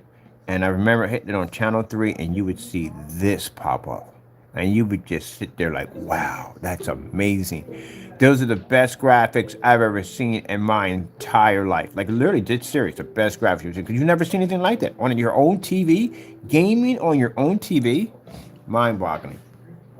And you'd be up there all night with your brothers and sisters, because there was 10 of us. So it was easy to always have competition. They come in, back and forth. And then you found out there was an option where you can actually shorten the paddles or make the ball go faster. Oh, man.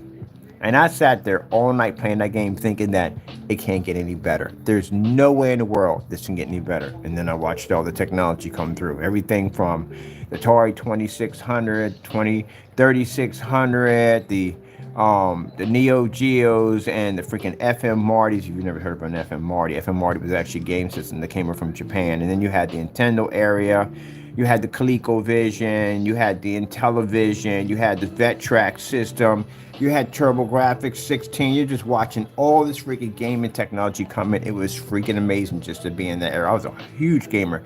Then at that, you were at the arcade console all the time, watching all the new games come out. It was insane. It was an insane time to be a gamer. It was insane. Now being a gamer, yeah, it ain't really there. I mean, it's whatever. It ain't. This is the area you should go up. The Odyssey system, you're in an Odyssey. Then you had the handheld games, which you had the Simons, you had the freaking, what was it called? The Marylands. What's this at Maryland? All of them. Oh my goodness. If you were lucky, and I was blessed to have one of these, I had one of the little handheld games that had the little dots on it for football, basketball, one of them. I forgot what that thing was called. But anyway, I had the football. And there was no special graphics. It was a bunch of red dots. And you knew exactly when you made a touchdown. It would go that little thing when you would actually make your touchdown. But yeah, that's what it was. A little dot running across the screen. Oh man, I got 4 of those in my collection. Brand new in a box. Yep, got lucky. Went to a flea market, looked down, was like, oh. I said, hold on for a minute. I said, how much you want for those? Like $50. I was like, I was like, oh my goodness, you know what that is over there. And I came back and gave him $50. I feel kind of bad about that because I want to give him more, but if I give him more, then they'll know they're worth more money, and then I won't get the deal at the end of the day, so I got to pay for the $50 that they give to him, you know. Oh my goodness.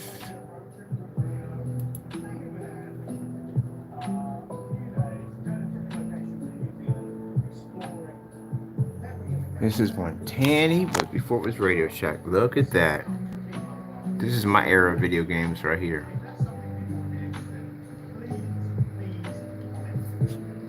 Then the computer systems. You ever had an Atom gaming system before? Yeah. Man. The Macintosh PCs. Wow. Atari 20. We had the Ataris. We had those. Tempest will give you freaking headaches for days. An arcade staring at the screen doing vector graphics. Star Wars had them too, them vector graphics. I had a thing called Submarine Command or whatever it was. Basically, had the telescope that would come down and put your quarter in there, and you would just watch like these little tanks. They had Tank Command, and they had one for a submarine. And the Tank Command, I never forget that when I saw that. You would have the telescope to come down, and you'd be sitting inside of this whatever it was like inside of a tank. But you had the Same thing where they have like this way, but the telescope the other one. But anyway, you know what I'm talking about. But anyway, when you would shoot it, you see this vector graphic fly across and hit this tank, and the little lines would push out in different directions. Man, I was in love with those games. I am getting me one of these. I don't care what I gotta spend. I'm getting me one of these. This is I forgot about that. The Tanny Corporation games, man.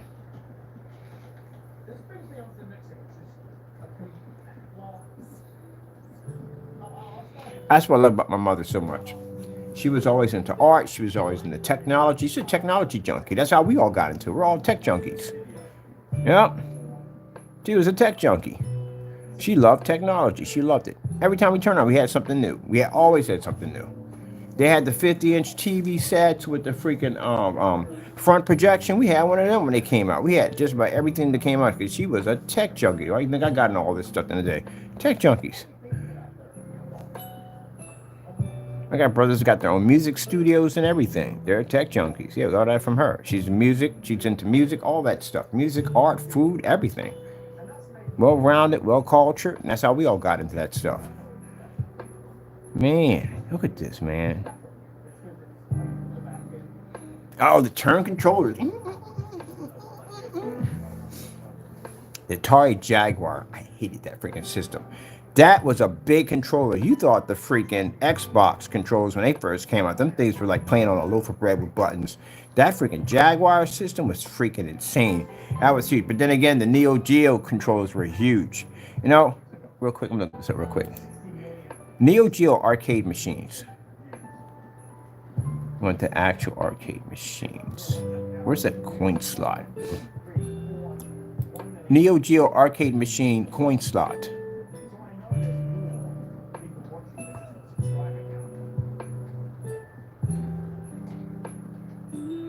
These aren't the original ones. Nope, not the original one. All right, let me put down Neo Geo arcade machine with memory slot. If they have one here. You're probably thinking, like, what the freak is he talking about by a memory slot on a Neo Geo machine? If you were lucky enough in that era to own a Neo Geo, there's a machine. There it is, right there. Found it. So you see this right here? Neo Geos. I talked about these people all the time. I used to have a Neo Geo. I still have my unit. So anyway, if you were blessed to get one of these machines right here, not the arcade machine, the Neo Geo itself, the Neo Geo was very, very advanced for its era, and I'll tell you why. Because the arcade era, of course, that's where the Neo Geo machines are at, and basically, if you owned the Neo Geo console system, if you ever wonder why the Neo Geos were huge, they were massive systems because the Neo Geo actually had a full-size arcade board in the Neo Geo. Did you know that? So if you ever want to build your own arcade cabinet and you want to get your hands on a motherboard, guess where you go to? You go get one of the Neo Geo machines. And also too, they would have a lot of the I forgot the programmers. They had a lot of hard drives in there, basically for like project games and prototype games and stuff like that. If you're good with that stuff, the encryption and all that stuff, that'll be your field in there. But anyway, so if you own a Neo Geo, how everybody would know is because you would come out and you would pull out your memory cards. You can go home, you could play Magic Lords at home in your living room, save your game, go to the arcade, take your same memory card, slide it into the arcade machine, and then basically continue to play where you left off at home. Save your game here at the arcade, come back to home and start playing again. And I had one. I had a Neo Geo, and I remember basically having that memory card. When you walked into the arcade with that memory card, and keep in mind, you had arcade women that were in there, girls in there, women were, at the time I was a kid at the time, but they were in there and they were all hyped about who had these cards, and you pop like, yeah, I got the Neo Geo. Slide like, oh, what kind of Neo Geo? Expensive Neo Geos were. Yeah, that thing took all my money to earn that thing. All my money. The first time I saw one at KB Toy Store. An ad for $1,000, $999, $1,000, and the games ran anywhere from $300 to $600 and so forth. Man, I'm telling you, I never forget that. Wow. Unbelievable. The Neo Geo memory card. And they had the slot, memory slot right here. Wow, that's back in the day. Back in the day. Let me see. Let me see. Yep, those are the Neo Geos. Console systems were huge. Controllers were huge. Yeah, the full-size arcade board was in there. That's why when you got Neo Geo, like Mortal Kombat, ported over on your Genesis or your NEC from the arcade, this is why your shadows would look like circles. This is why the graphics didn't look correctly. It didn't like an exact port because you didn't have enough memory to transfer it over. So you only had like 16 bits to transfer the actual arcade port, which is probably somewhere like 600, 700. It could be 800 bits on there, and you couldn't transfer the whole port over. They had to make a sacrifice on what you were able to get due to the fact that you only had 16 bits of memory in order to use. But the Neo Geo systems had over that. They had way over that because they had arcade boards in there. So that's why the port that came from Mortal Kombat or whatever transferred over to the Neo Geo would look exactly like the port in some because they had the memory for it, where the console systems didn't have it. So you think of the Neo Geo as basically a more powerful, like a PC version of a console system, which they're trying to do now. Yep. That's why you get the port, you're like, how come it doesn't look like yours? Because, again, you can't run it. And the games look like the size of VCR tapes. They were freaking huge. So I had it on my Neo Geo, and my friend had a Genesis, and he came over, and he couldn't figure out why his didn't look like mine because, again, I had more memory than him. I had the actual arcade system there. At the time, I didn't know that.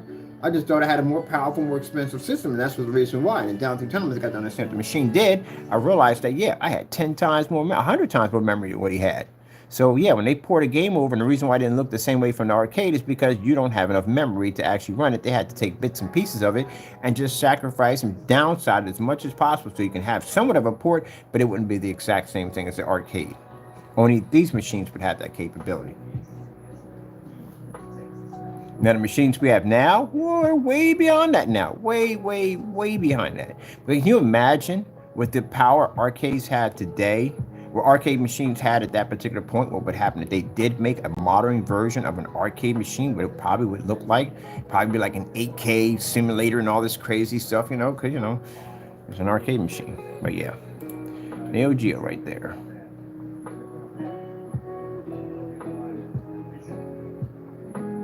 And they came with Neo Geo CD-ROM. That was a freaking piece of trash. At the end of the day, it took forever for that crap to freaking load. You had to sit there and watch a monkey juggle balls in the middle of your freaking screen. It took forever to load. Had that too. I had the TurboGrafx 16. The TurboGrafx 16 came with the Box Adventure with the CD-ROM. That was freaking cool. That's when you started seeing CD come into play.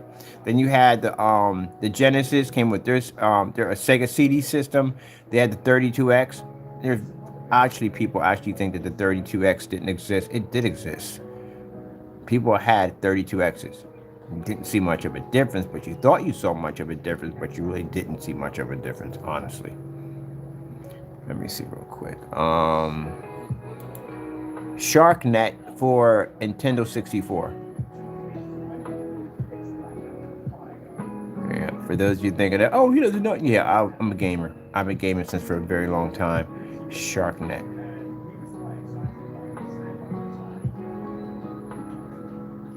SharkNet was what was the Game Shark Internet Port? Game Shark Internet Port.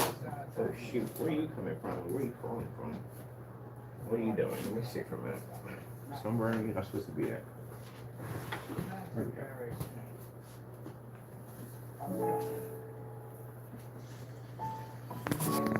Yeah, I'll be out soon. I got my whole fleets coming through. My whole majority of my family's coming through. Well, they're going to be in. Whole fleet's coming through today. Ugh. I don't know what y'all do at the end of Christmas. Most people go play basketball. I'm going to the shooting range with them. Because they bring out some pretty cool toys. That's when we be at the shooting range. Open range with them. Got a lot of military in their family. And gun enthusiasts and stuff like that. We get down and they get to talking about weapons and stuff like that. Who got better? Who shoots better? Blah blah blah. Next thing you know, we're all at the range. I'm bringing my MK12s, my babies. That's what I'm bringing. It's goes like, why do you carry those things? I like them. I do. I like MK12. It's my favorite.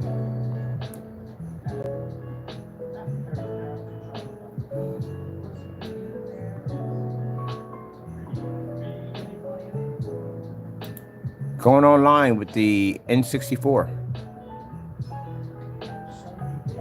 Oh, I remember they were supposed to have this mega disc too. They never came up with the disc. The disc was supposed to be a Mega Drive. They never came up with it. The 64 DDD. They never came up with it.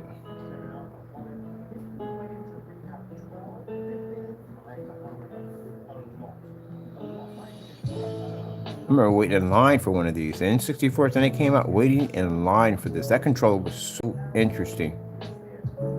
One of the games that was hard for me to actually use was Halo. When Halo first came out, because I wasn't used to having one control to look around, and another control to move with. I wasn't used to that, and it drove me crazy to drive the Warhogs. When I first I was like, man, why would they make it this way? I was so ticked off, and then I realized it was the best way to game. The best way to game. Because I was coming off the Dreamcast. I wasn't a big Sony fan. I was not a big Sony fan. I think what turned me off on Sony was a lot of people can understand that, but what turned me off on Sony was Metal Gear. Yeah, Metal Gear turned me off. I didn't like the control. I didn't like the dual controls. I couldn't stand it. I could not stand the dual controls on a Sony. And I got first game I got on the Sony. I got Toshinden. I got what was the game called? Loadout. And there was another game I got. Oh, Jumpin' Jack Flash with the rabbit. And freaking when I got Metal Gear on it, I freaking hated it so much because I didn't like the control too much. I could get around the other games, but that game I really wanted it, and it turned me off. I never touched the Metal Gear after that. I never touched the Sony control. I got rid of it, and I went out and I didn't touch anything for a while. I got the Dreamcast when it came out. When the Dreamcast came out, I bought that unit because I liked the way the control was. It's perfect, and I stuck with it. And then when the Dreamcast went under, I went right over to Xbox because Xbox had the same kind of control format, and I went with them. And I thought it was going to work, but then when I got the Xbox home and I had the Halo attached to it, and I was driving the Warhog, I was like, wait a minute, wait. I got to freaking steer with this one, and oh man, I was hating it. I was hating it so much. And then it finally picked up on how cool it was that I could drift with the Warhog and turn corners. And when the guy was shooting the Gatling gun, it was easy to do the kills and stuff, and I fell in love with it. Ever since, I was an Xbox fanboy from then on in. Couldn't tell me nothing about the PlayStation. I didn't touch the PlayStation 3. I didn't touch the PlayStation 2. I was Xbox all the way through. And then what changed me on the console altogether was basically when they came with the DRM. The DRM, when they said that they were forcing you to play online play, and then you couldn't trade the disc, and you couldn't do this and couldn't do that. And I said, if I'm going to go down that road, I just might as well go do PC. So I got back into PC gaming. And I cut off console for a long while. And then when I was actually in the store, I was thinking about, I haven't bought a console in a while. I'm going to go pick one up. And I had Xbox already. I've done Xbox, so definitely. Let me try the PlayStation 4 and see what it's like. And I bought the PlayStation 4 solely on the VR because I saw the VR they had for it. I was like, okay, I'm going to check this, how cool this is. So I went and bought it, tried the VR, fell in love with the VR, and then started buying. At one point, I was buying nothing but VR games, and I started playing the games themselves, and I was like, wow, the control is freaking fantastic. And when I was doing the VR, the controls were good. That's what shocked me, how much the controls have advanced themselves from the PS1 version. And ever since then, I've been on PlayStation. I haven't bought an Xbox. I did have an Xbox. I bought an Xbox, let me see which one it was. I think it was the one with the Kinects. I had the 360 and went all the way up then. And after that, 360, and then I had the Xbox, the big boy, 360, and the last one I bought was, I think, the Xbox One, or what that thing was. Before they came with the one that looks like sorry, Xbox fanboys, it ticks you off a little bit. The one that looks like a square trash can, but that's what it looks like to me at the end of the day. It's like a square box or trash compactor or whatever it is, but that's what it looks like to me. It's square. But anyway, I'm not. Who cares about what it looks like? But anyway, I don't even like the PS5. I can't stand their case. I hate their case. It's the most ugliest thing I've ever seen in my life. I hate them. But anyway, with that right there, since I had Xbox to death, and Xbox didn't have the VR, That's why I swung over to the PS system and I bought their VR system and fell in love with it. And then basically, like the control and everything worked out. And that was it. And stuck with that ever since. Would I ever consider going out and buying an Xbox? I'm gonna tell you the truth, honestly, way consoles are going now, honestly, I'm going back to PC. I am. Consoles now what is there? What is it really to buy a console for? It used to be about them having a strong freaking lineup of games. The games you now seeing coming out, they're remakes. We're remaking this for the PS5. Like, I've already played this already. I don't care how better you make the graphics. I beat the game already. The challenge is gone. The gaming library's trash. Freaking the VR system that they have for the PS5. Are you kidding me? I'm not spending that kind of money for a system that barely has enough library. The library is poor. Have you played the Oculus? Those Pro 3s. That thing is freaking unbelievable. That thing would put the PlayStation VR to shame. It would put it to shame, literally. The guy over here has one. I put that thing on mine. I had the Oculus, the first one. I put that thing and I was like, you gotta be freaking kidding me. And I've seen the PS5 unit and it'll put it to shame. It'll trash it. Yeah, the gaming library is amazing. And I'll tell you why the gaming library. Well, they have that many games. No, you don't understand. If you have a data cable, you can hook it up to your computer. It hooks up to your Steam account.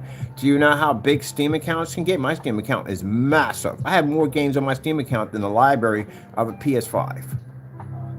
So right there from the door, guess what? I got this amazing VR system that's going to cost me pretty much less than what I'm going to be paying for G2s or the Index at the end of the day. I don't need a massive amount of insane graphic card to run it at the end of the day. And then on top of that, there, I can hook it up and I'm done. Now, if I want to do something like tracking capabilities where I want to move my hands and feet and all that, yeah, then I have to pay the money for the G2 and get that, the 5090 and all that other stuff, RTX and stuff. I have to spend some bread for that. But other than that, if I'm just going to play a little fun with my friends back and forth, and guess what? Best way to go. But that PlayStation 5, that's it. Which would you have in the library? You want me to cough down that kind of money for a library that short?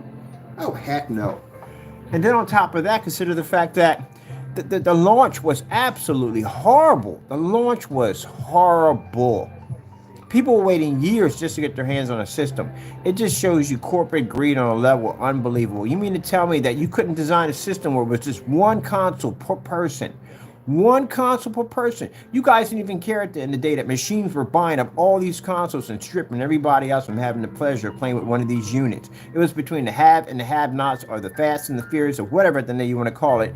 But it made it virtually impossible because they were all about greed. They didn't care if you didn't get one or not, as long as they got money in their accounts. And that's what it came down to. When I saw that greed in the industry, I said, you know what? I don't even care anymore. I don't even want to be bothered with consoles and I'm done with this crap. This is why I still have a PS4. I will not spend the money for a PS5 because, again, it's crap. It's all crap. This is where gaming used to be at, where you didn't have freaking apps and all that stuff on your system. You didn't have none of that. It was just nothing but gaming. Turn the system on and you gamed and you played and that was it. Now it's a circus show. It is. You guys want to call yourself consoles, but you're leaning closer and closer to PCs. That's what you're doing. PCs have been this way since day one, and this is the world they live in. But console shouldn't be designed for that world. Console systems shouldn't be costing that kind of money. They are extremely expensive. They cost way too much. If that's the case, I'm just going to go buy myself a watered down PC. You can build a PC for cheaper than what you pay for a console now. So yeah, it's not worth it. And then they used to have like title exclusive games that just kept you coming back. Gears of War? Are you kidding me? That's what kept me coming back to Xbox, the Gears of War franchise, the Halo franchise. When I was coming back to Xbox, always coming back because of Halo, always coming back because of Gears of War. Certain games you would never see ported over to that system. And then PlayStation had their games too that would never be ported over to Xbox. And those exclusive titles is what kept us coming back. And now it's like, oh, you can have mine, you can have yours, we can trade back and forth. What's the point? Don't even care anymore. Nah, it's not. It's not. They did a lot of remastered games. That was trash from the door. Like, I'm going to remaster Spider-Man. Are you kidding me? That's bundled with it. Spider-Man, you bundled a remastered game with a console that cost that kind of money at the end of the day? I'm done. When I saw that DRM nonsense that popped up and they were trying to say, well, you got to be online to play. Well, what about people who basically live in the neck of the woods and may not have internet speed that high to run to begin with to do actual gaming, or they may not have internet at all? You're forcing them that they have to do digital download, which you're doing now anyway. When you think about it, you're still doing digital download. But at least you can still play these digital downloads if you don't have internet. But they were going to make it so that you basically, like on PC, yeah, you do buy the game, but you can also gift the game. If I'm on a Steam account and you have a Steam account, guess what? I can gift you a game. I can buy it for you and send it over to you.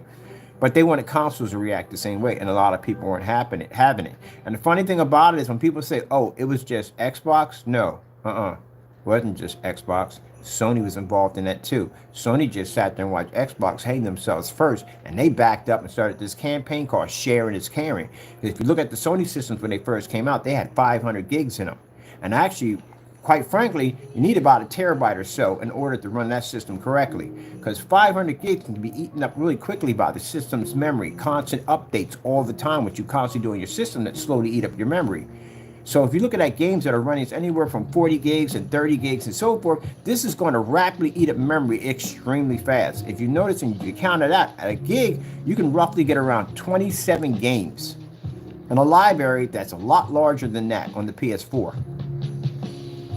So look at that right there from the door. And then you consider the fact that when the when the Xbox did it, they were at 500 gigs. So was the Sony at 500 gigs only, but the Xbox jumped first and the Sony took a step back and they basically went over the cliff with it and it hurt them. And Sony looked at it like, oh no, we would never do that because sharing is caring. Like, that's bullcrap, because how come your system started off with 500 gigs and later on you came up with a terabyte, which means you were going to do it also too. Now the DRM would have gave you infinity, yes, space in the cloud, and blah, blah, blah, blah, blah. But I'm not a big fan about downloading stuff in the cloud. I really am not. And then the day, I really am not at the end of the day. And the reason why is because download digital data, and people have been talking about that, is technically not yours. I'd rather go back to buying my games and having the physical games, which I'm thinking about doing now, going back to physical games, than downloading. And the reason why is because technically it's not yours. Anyone ever go through the 360 download digital nightmare? This is where you found out that you could only port certain things over to the system and the rest of your content went bye-bye, like your movies and all your downloadable stuff for your, I had tons of downloadable gear for my avatar. None of that ported over. Guess what? That stayed on the other system. Thousands and thousands of dollars of spending for Microsoft points to go in and buy all these little cool outfits for my avatar, and I couldn't port any of that over. I couldn't port majority of my videos over because they had licenses on them. They weren't allowed to transfer over. Some would go and some wouldn't go. Some games would go, some games wouldn't go. So you lost thousands of dollars of digital download that you couldn't transfer because the other system wouldn't accept it. So you technically don't own it. I learned that with a game I loved the most. A game I played called, I played it a lot. Burnout, something called Rush out or whatever. It was one of my favorite games to play. I bought this game. I paid for the digital download. And then later on, they took it off the library. And guess what happened? The game went off my disc the same way I went to go play it. It said I couldn't access the game anymore. So where the freak did it download to? Because if it downloaded on my hard drive, I should have access to play it anytime I want. It went someplace else. And that means when I wanted to go play the game, it was no longer there anymore because wherever it went at and wherever the download would transfer to, it took my game with it, even though I paid for it. Did I get my money for it? No, I did not. Yeah, there you go. Digital content. This is why I don't buy any movies. I don't buy any music. I don't buy any of that stuff at all because what I went through in the 360 system, my system was loaded with all this stuff that I purchased.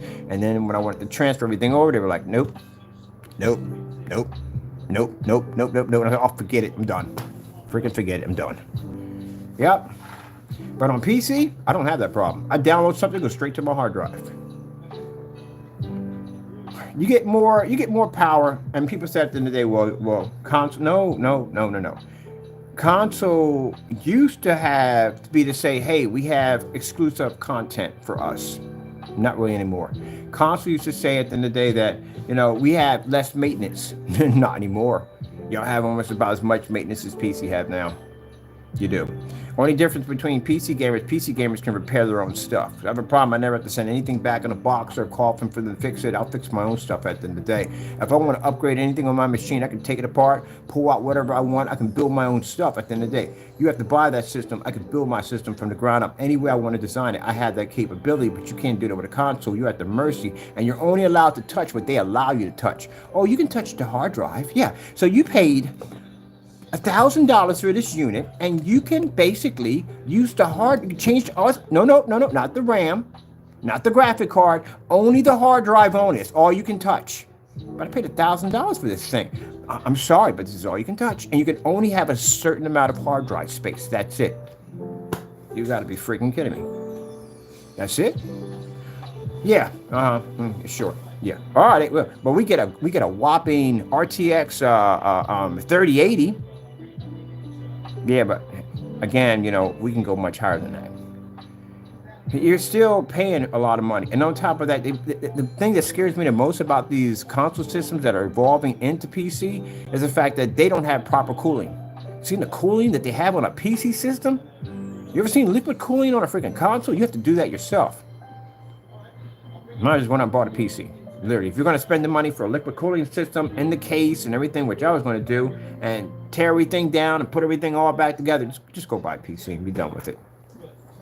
Because they really don't have the capacity to keep these machines cool. They really don't. You stick in a quarter fan in the side, or 120 millimeter, or even a 140 millimeter, 150 millimeter fan in the corner is not enough to go and cool that system down. Seen that happen with the 360 system. They call themselves putting in heat shields. You know what's putting in heat shields? Dells. Dells used to put heat shields in their freaking systems. So every time I pop those boxes, I see this aluminum foil freaking tin wall staring at me. Yeah, it was a heat shield called a reflecting heat. Yeah, you're cooking your system, AKA. Yeah, it's not the same way anymore. It really isn't. Even the online chat, the chatting gaming is not really the same. The chatting, online chatting, gaming, in-game chatting, whatever you want to call it in the day, was the real deal when you played on the 360. If you played the 360, at that time, online chatting was freaking berserk. And you could bump into a freaking chat room, whatever you want. Whatever you want in the day, it was just rampant. Now today, you can hardly get somebody to speak on the mic. Ain't no point in buying the microphone system. Unless only way you're getting somebody speaking on the mic, unless you have a group of people you play with, which I do, you know what I mean? Or you bump into hopefully a group of people that have microphones. The majority, most of them don't have them. It used to be at the point where everybody had microphones. It was rare that somebody didn't have a microphone. Now it's like no one really has them anymore. So it's kind of like not fun when you're playing an online game and no one's in there talking. Yeah. Man, I remember when the Dreamcast had that you could talk to people back and forth, and the game was called what's it called? Alien. I gotta think of the name for it. The game for Dreamcast. Online talking chat Dreamcast game Alien Front. There you go. I can think of the name of Alien Front. Yeah, the Dreamcast. So I actually played this online with the chat. Freaking unbelievable. It had a little microphone in the top that worked like a CB. So you had to press down and you had to basically talk, and it would transfer it over back and forth. That's how we would talk back and forth. But everybody was talking on that thing. You heard people from different countries and stuff like that. It was fantastic because people got a chance to actually communicate with somebody else on gaming. Freaking amazing. It was just, even though it was like you had to drop it was like talking about a CB, it was still freaking incredible. Oh man, this is a good game. I still have mine. I still have my Alien Front. I still have it. And then the Xbox 360, gee whiz, man, there were people chatting on it 24/7. You couldn't walk into one lobby without somebody in there talking. The lobbies were crowded 24/7 on Xbox Live. That was the best, I think, right now. PS2 was pretty good too. PS2 was pretty good with the chatting and all that. And then after a while, it just dropped off, and you really don't hear people chat that much. I play online zombie games all the time. I usually find maybe in a game, 8 or 9 games, probably 2 people that'll chat. That's it. It's really not the same anymore.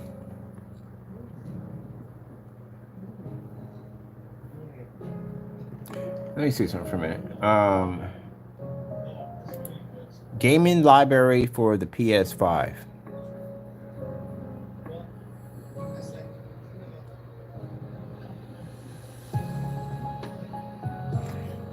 So you know why the PS5 is in trouble, and I'll tell you why. People say, no, but the system's good. No, PS4 still exists, that's why.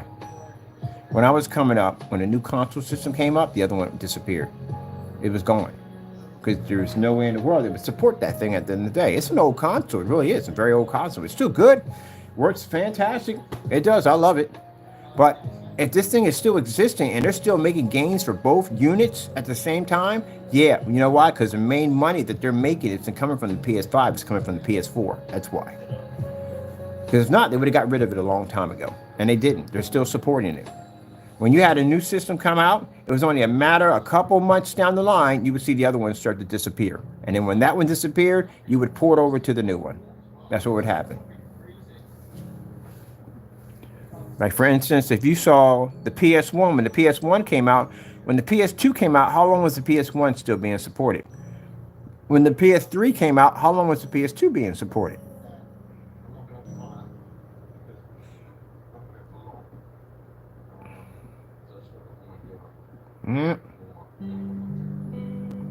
Got games on here pretty much. How big is their library?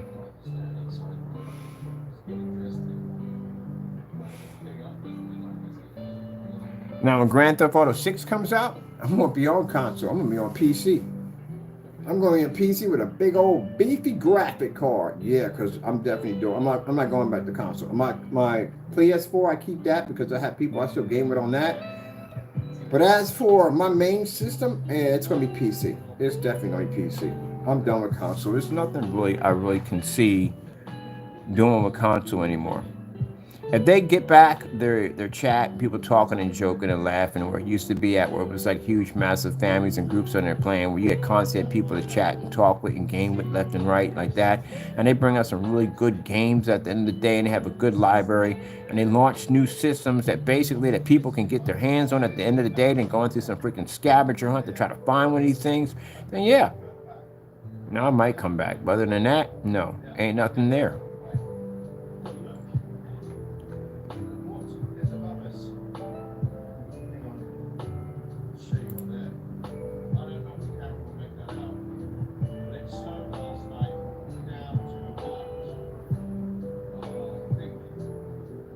It's supposed to be that when the new system comes out, the old system is supposed to die out. So they stop supporting it. It gets a couple of games, that's it. A few games here and there, that's it. Every freaking game that comes up for the PS5 gets ported, and one gets ported exactly, not saying exactly, but over to the PS porting it, 100%. The online support, all that's supposed to be gone by now. That should have been going a long time ago. The fact that it's still here and still running, yeah. Yep, they make more money up to 4 than they make up to 5. Number one, you got easier access of getting hold of the 4 than you do to the 5.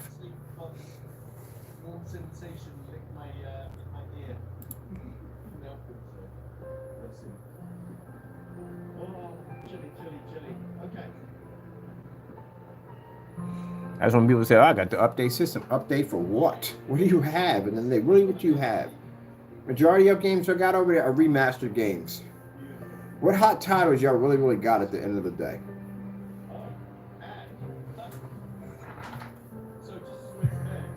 When I get done finishing my PC at the end of the day, it's future-proof. I don't have to buy or put parts or none of that nonsense for years. They come out with consoles like, man, like console. They got a slim version of this, and they come up with another version that has a bigger hard drive, and then they come up with this one, a different color one, and blah, blah, blah, blah, blah. Yeah, y'all just constantly rebuying the same thing over and over again. It's almost like the Apple phones. Apple come out with a phone and say, we're going to put a bigger screen. We all had the bigger screen already, Apple. We've had it already. But don't advertise, new big screen, new 6-inch screen. We had it already. I've had it 6 and 7-inch screens. As a matter of fact, my phone over here, it's got a freaking 7-inch screen sitting on top. I had this phone for like almost about 5 or 6 years. Oh, we got a new audio port. Oh my goodness, new audio port with charger. Really? Yeah, that's what they're doing now. It's just it's not the same way it used to be. Now, if this system had something crazy exclusive on it, that no other system was getting. It was only coming to this. Guess what? I'm buying one just for the exclusive only. And that's what people do.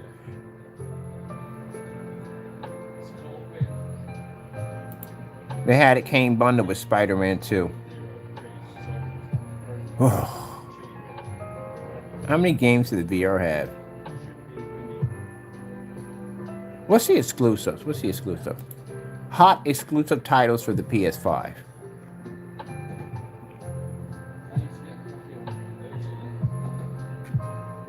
Call of Duty. Somebody is doing too much today. Call of Duty. That is an actual really good one. That's the best one I heard. Right? Call of Duty. That's good. That's a good cover. That's a really good one. That's good. Let me see what we have here. Alien Dark Descent. Terminator. Really? Terminator? Are you kidding me? You made a Terminator game? God, that's been done to death.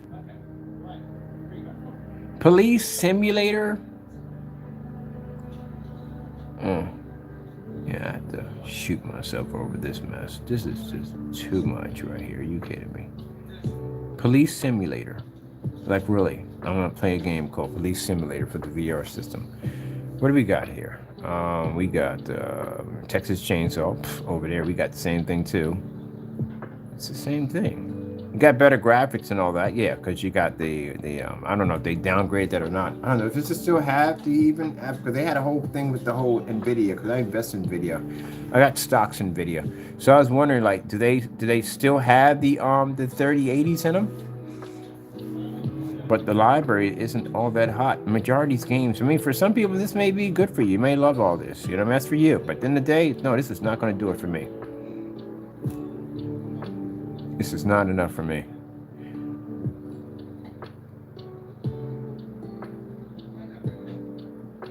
And I think the reason why there's not that many people in here that game on this unit is due to the fact that basically they were hard to get. They were almost virtually impossible to get your hands on one of these. Now you can get your hands on one of these. Would I buy one? No, I'm building a PC. I'm doing GTA 6 on a PC. Because I want to actually be able to get 4K. As a matter of fact, the system I'm putting in, I'll be able to get 5K off that with no problem whatsoever. And I want to have massive amounts of hard drive space. And you got to delete this, you got to delete that. I'm not going through that crap. No. We're not doing that. I'm actually, all that RAM, all that stuff like that. Yeah, I'm upgrading all my stuff on. I'm going to get me a high-end, building me a high-end PC.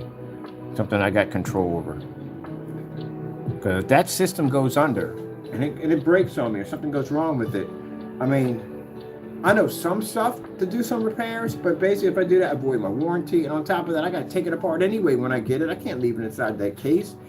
That system's going to have problems. It's not for me. I'm going to have to take it out of the case, drop a liquid cooling system. Number one, the case is too small for something it has, if it has that graphic card in it. But anyway, I'm definitely got to take it out of the case. Definitely. That's the first thing that's going to have to happen.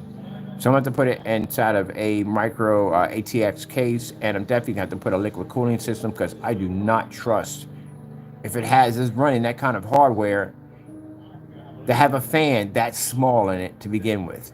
That's why these things were burning out left and right, because they're just overheating. Let me see. PS5 overheating.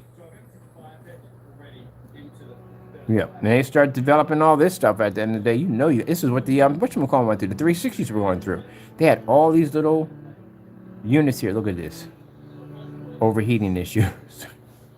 No, I'm not going near this. And I know some people say, hey, my system runs perfectly fine whatsoever. Yeah, but you're running an extremely powerful system and a really compressed case. You're asking for problems. If you're not going to have them now, you will have them later on. That's why these things were bricking left and right when they came out. And I'm not saying the same thing. Xbox, all console systems were having this issue.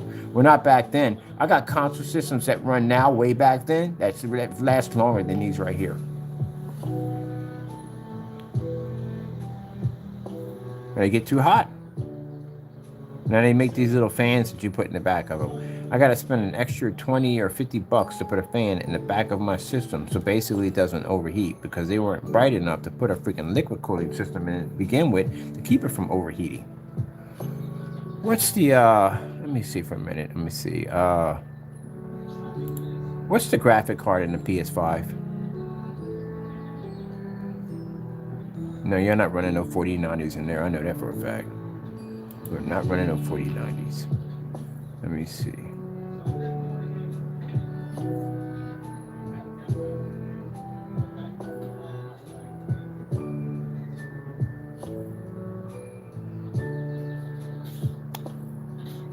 $3060? You're at 36.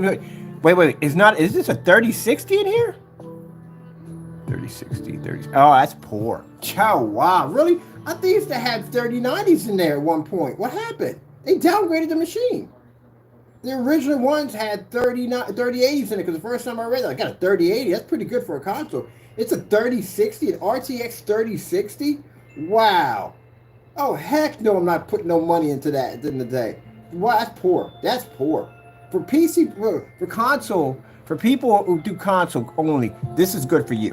But if you've gamed on PC, a 3060, no, I'm not doing a 3060.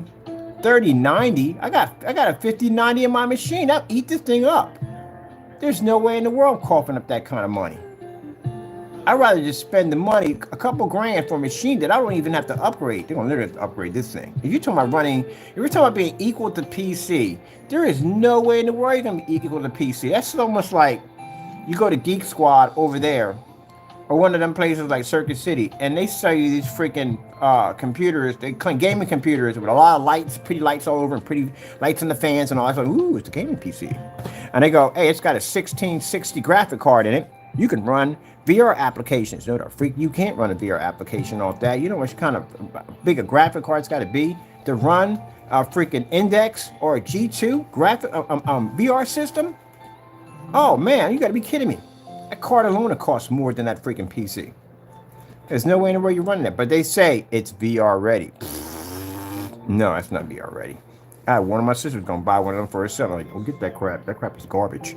Because usually when you go there, I hate to say I'm not gonna put them on blast, but you know, they do the lesser of the two evils kind of setup. Like you get like a really good CPU, but you get crappy freaking RAM, or you get really good RAM, or you'll get freaking a crappy graphic card. Or you get a really good graphic card, and you get something else that's even crappy along that. It's just, you know, they do that. Or they give you something really nice, and you get like a 500 gig hard drive. What the frick you gonna do with a 500 gig hard drive on a PC today?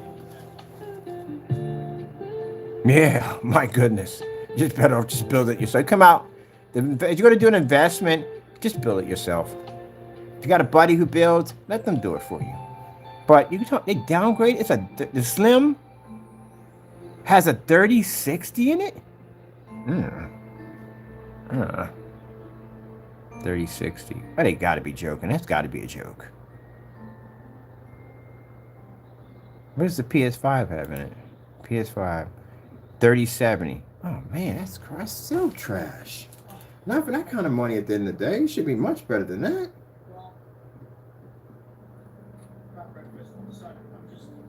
If you want to call yourself equal to PC, look, man, I hate to put you console gamers on. I'm a console gamer myself, all right?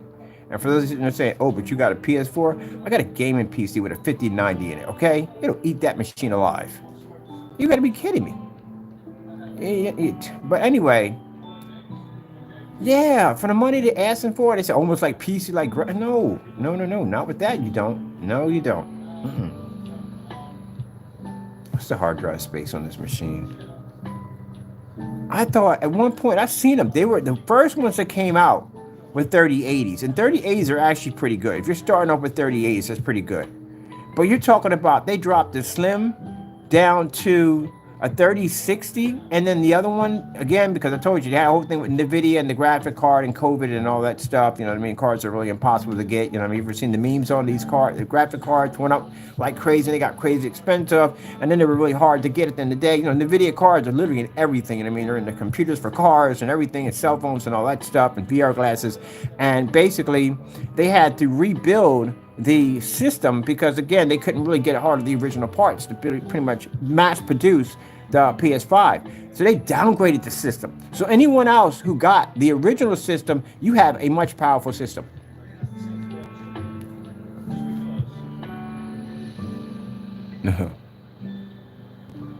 That's like Scottie Pippen. You know, there was a Scottie Pippen had a game machine named after him. It was made out of a Macintosh motherboard. Like, you're crazy. That's not true. Yeah, it is. Scottie Pippen video game. Scottie Pippen. Look it up. Yeah, he had a video game. Scottie Pippen had a freaking video game. It had a Macintosh motherboard in it. Scottie Pippen! Pippen! I love all this stuff, but that's crazy. Are you kidding me? It was like, well, 36 is nothing to sneeze at. I understand that. At the end of the day, it's nothing to sneeze at, but still. They used to have 3080s in them. Oh, they downgraded the machine. That would tick me off, man. You mean to tell me at the end of the day you're going to downgrade the machine? I'm going to get a whole lot of flack. Or like, no, you understand. It's still a good system. Yeah, it's a good system and all. I'm not saying it's not a bad system and all. I'm just saying that that's a drop right there. You want the system to upgrade. 3070s, 3070s. How many gigabytes? What's the RAM capacity on this thing? 16 gigs. Oh, that's not bad at all. That's actually pretty good.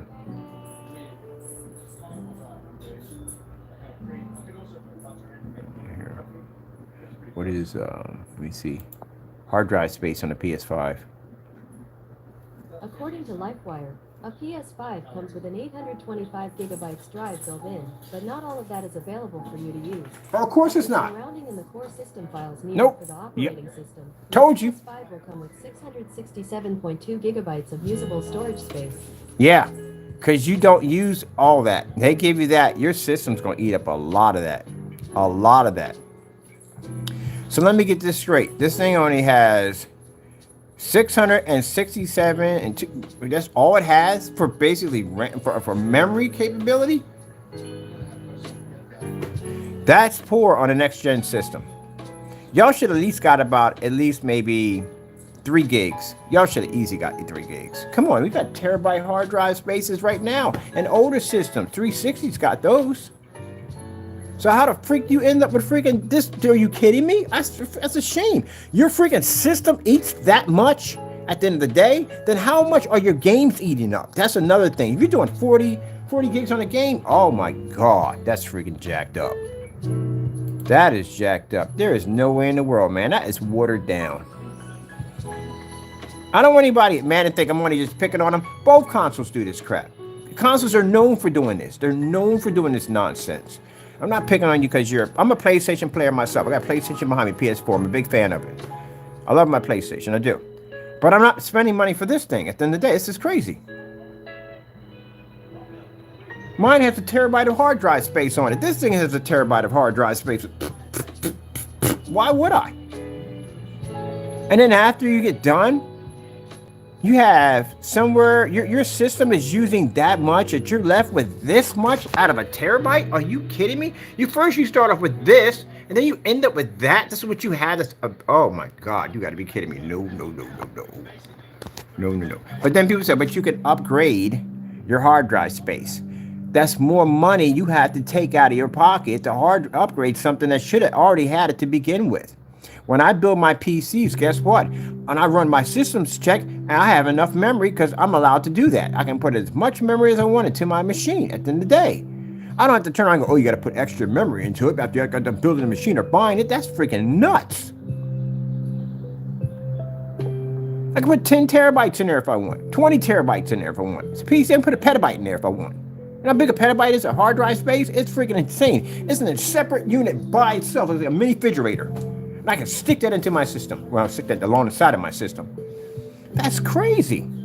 And you want me to pay how much? Now, mind you, the digital downloads, they're not yours. So you know that. At all, period. And they say they save it on a cloud system for you. If that was the case, you could port all your stuff. No. That's... And then they put it in its casing. Look at the case that it's in. I hate this case so much. I swear I hate this case. This thing is huge, too. My goodness. I could build a micro ATX that would kill that thing. That's a gag, man. You talking about, it's got a terabyte? That has a terabyte in it when I bought it. How big are the games? How many gigs are in the games in the PS5? How many gigs are in a PS5 game? According to Vintage is the new old. The average game will average somewhere between 40 to 50 gigabytes, unless it's Call of Duty coming in around 200 gigabytes. Are you freaking kidding me? The PS5 is it comes with 825 gigabytes SSD hard drive. You mean Call of Duty is taking up 200 gigabytes? You kidding? Yeah. Good luck on that. Good luck on that one. But you said you could update. You can put more hard drive space. So how many? I'm just curious on this one. On top of that, but that's the part that ticks me off, because I got to spend the money for more hard drive space, and it's expensive. Because hard drives are not cheap. They're expensive. Then you have to get what? It's an external. You get external hard drives. These things aren't cheap. They're expensive. Yeah, you're going to turn around and spend all this money for this system, and then you got to turn around and spend money for an external hard drive so you can actually add more games to it, because you don't have enough space. Because when they charge you for this system, they should have put in about 3 gigs in there, at least 3 terabytes of hard drive space in there, at least 3 terabytes. That gives you 1,000 extra for just your system updates and stuff, for that to eat that up at the end of the day, and then you got some for sacrifice. At least 2 gigs, 2 terabytes would have been nice, because then you got 1 terabyte to itself, just for system updates, all that nonsense that comes up, and then you got an extra terabyte to yourself for free. But with that being the next gen, you should at least get 2 and then get 1. You have 3 terabytes in there. Why are they still doing this? This doesn't make any sense. They did this on the 360. That's bullcrap. I build my own stuff, man. I'm done. This is just bull. Now every time I see somebody walking around with a PS5, like, I know your specs. Well, anybody knows specs anyway, you should know it anyway. But still, and I'm talking about the Xbox. Should have the same. I'm looking at the Xbox too. I'm curious. That's bullcrap. 200 freaking gigs? Are you kidding me? Then what the freak is Grand Theft Auto 6 going to take in? Gee whiz. Oh. What was the last GTA? I remember when I loaded up GTA on my system, that sucker took a while. I walked in, went to the store, and came back, and that sucker was still loading. Gee, that's a lot, man. 200 gigs. Let me see. So the average game is 40 to 50. Which means if you had your PS5 for a while, you're going to be taking some games off, or you're just going to add in a hard drive space. How much hard drive can you add to the PS5? Let me see. Let's see. Maximum amount of hard drive space you can add to your PS5. According to Vintage is the new old. Another factor to consider is how much storage space you want to add to your system. The PS5 offers only one M2 expansion slot, which allows you to add an SSD between 250 gigabytes to 4 terabytes in capacity, and a recent beta update allows for 8 terabytes SSDs. All right, that's pretty good, but you still got to pay for something extra. That's the part that sucks. The part that sucks is you have to pay for this. This is not going to be a cheap purchase. You still got to pay for this. It's something extra you got to pay for. That's what it comes down to. They should have put this on the system to begin with. If they knew they had games that were coming out that were going to be consuming that much at the end of the day, they should have had this already on there. You're paying enough money for the system to begin with. Then you turn around and you pay for a subscription cost on it on top of that. Depending on what subscription cost you pay for, you pay a little bit more on what you get. You get the gold, silver, whatever else they have on there. They should have automatically from the door, and you're investing in DLCs and all this stuff, and games and all this stuff, for freaking accessories and all that stuff. They should have had this already. It should have came with 4 terabytes from the door. That's messed up. And you got to turn around. You got to buy more space, and God forbid, don't let them come up with their own version of hard drives. You'll be paying a lot more money than that. Sheesh. Oh goodness. Well, let's see what the worst of the damage is going to be. Even on people at the end of the day.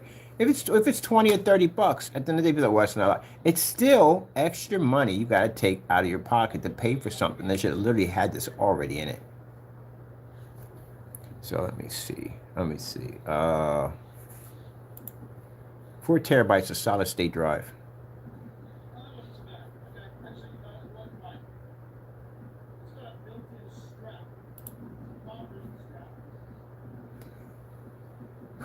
Yeah, there you go.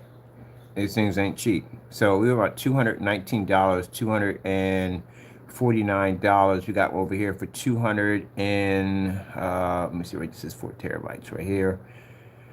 4 terabytes is $236. Yeah, bull crap.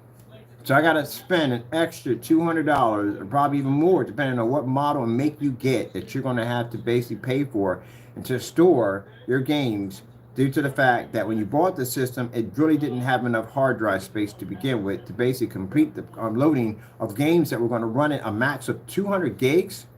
And God knows what the freaking Grand Theft Auto is going to run. Grand Theft Auto is probably going to be over 200 gigs. I thought freaking whatchamacallit was freaking berserk when I downloaded that what was that game called? The robots, the giant mech robots. Can't think of the name of it. Oh well, I can't remember. It was 40 gigs. I thought that was insane. 200 gigs? God almighty. Gee whiz Louise. They really got to make the hard drives much bigger. You literally should have got 4 terabytes of hard drive space from the door on that system. Why would you give it the same amount of hard drive space that the previous system had? That's just dumb. Knowing that the previous system, that even though the games in there were probably between about 20, 30, and 40, biggest one I seen was 40, that you were going through, you would have 27 games before you maxed out your hard drive space. And you start the new system with a terabyte, and you know the system was going to eat some of that too on top of that. Then your customers are forced to go out and spend almost to $100 to $200, almost $300 for freaking more hard drive space. That's bullcrap. Some people don't have that at the end of the day to spend that money. I should have came with the system automatically. If you knew these machines are basically designing more and more advanced games that are requiring more memory, you should have put more memory on the system. That's dumb. So that's the reason why I hate console. It's a love-hate relationship. Everybody knows console's a love-hate relationship. Remember what it was back in the good old days? You know, you buy your Nintendo, you buy your freaking Genesis, you put your game in, you played. You know, anything you paid extra for was just basically controllers, and that's basically about it. Yeah, those were the good days. Those were the good old days. You know, the good old days, good old days is when you had 4 ports on your system, and your friends would come over, you can kick each other's butt on a 4 split screen, you know, like Bond. You know what I mean? For the N64, games like that. And then later on, they started putting 2 ports on them. And if you wanted to have 4 people come over and play, you had to pay for the special adapter that would allow 4 people to play. I told you. And people got mad about that. And said, man, this is jacked up. Like, I remember when they came with 4 ports? Now I got to buy a special adapter so I get 4 people to play. Yep, milking you for everything they can get your hands on. Every single thing. PC is expensive. Yeah, it is expensive. But at least you get what you pay for. Once you build it, that thing is future-proof. You won't be buying anything for a while when you get that at the end of the day. That's crazy. That's actually crazy right there. They're going to spend a freaking $240 for freaking 4 terabytes of an external drive because you're not opening that thing up and sticking it in there. Can you open it up and stick it in there? And you basically, either way, you're going to spend money. You ever seen where the hard drive is at in the PS5?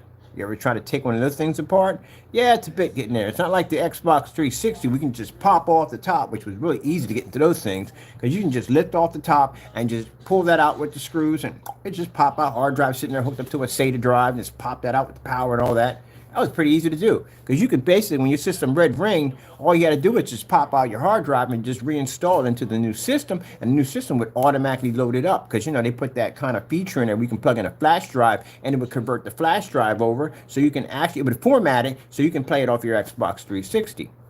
Well, that's the same thing if your system burnt out. All you got to do is take your hard drive out of this unit and just basically plug in the other system. Just pull the whole thing off and just connect it right back in.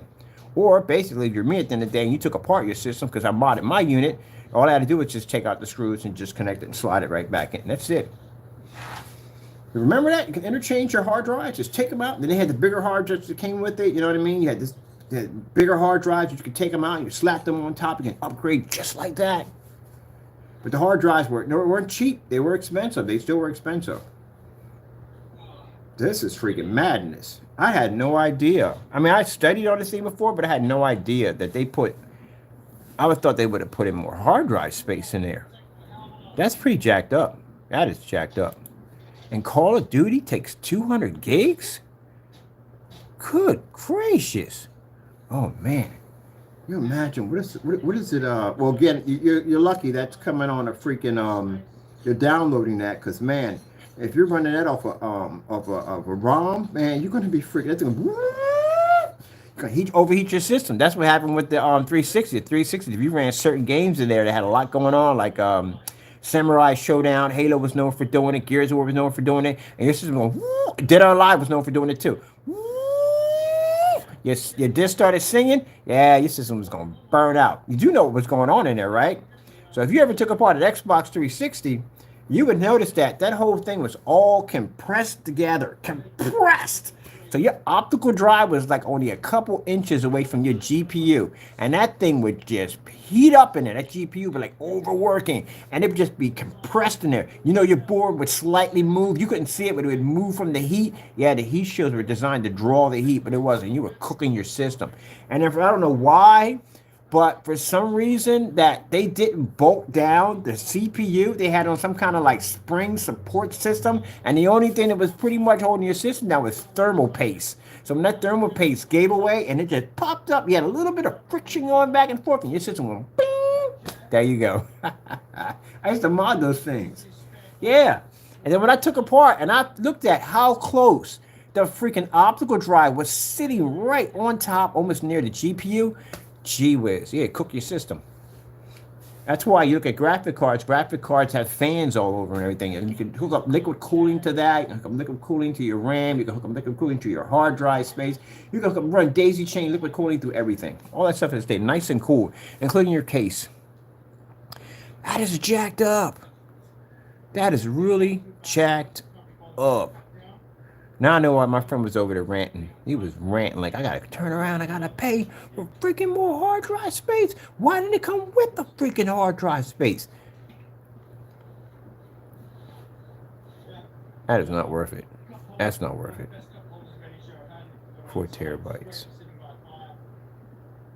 That's all you can max it out is 4 terabytes. My PC has a kick around at 4 terabytes. Kick around is just for fun. How many terabytes I can put on a PC at the end of the day? Oh my goodness, no, I'm not buying one. I'm not. Because I have to go out and spend additional money. Because I'm going to max that out easily. I download a lot of freaking games. That thing over there, I download the crap out of it. So, yeah, I'm going to that thing's going to take more memory because they're much bigger games. It's a much powerful system, but yeah. So, I used to have PS5 with a 3080.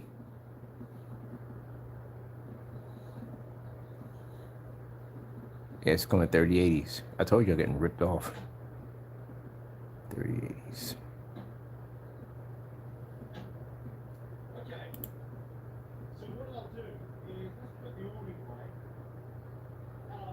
RTX 3080. How much is the, let me see something for a minute. Yeah, they came with 3080s. Because the first time I was asking someone, what's the graphic card in that thing? There's a chip in it, the chipset in there, and he says they're 3080s. I said, ooh, really? 3080? That's impressive. Yeah, that's impressive. It's impressive for a console number 3080. That's pretty good. That's really, really good. I mean, 3090, you're right next to a 3090. That's really good. But why did they back it down? The Slims only come with 3060s in them. And the other system comes with a 3070. You know why they dropped the Slim on top of that? I would never get a Slim. You lost your mind if you get a Slim. Your system's going to burn out so fast it's not even funny. I'm doing overheating issues with these things. Imagine with the Slim. You got a liquid cooling on that thing anywhere? More fans than the one fan you have here? You have one fan here. Let me see something. How many fans does the PS5 have?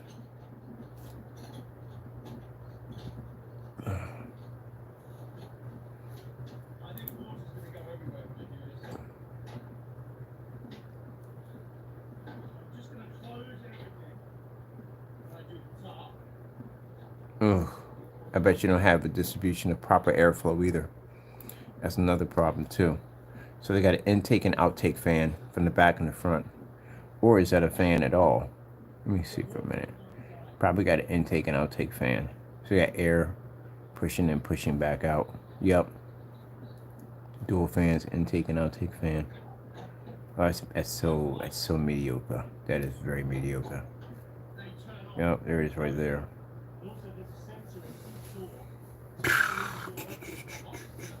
I literally have to rip that whole thing apart. Yep, I gotta take it apart. I can't run this. This is no way in the world. Look how, yeah, you're just asking to have your system burn out on you. You're just asking for it. You're just really asking for it. There's not enough room in there for proper air distribution. It's going from here to here. Gee whiz.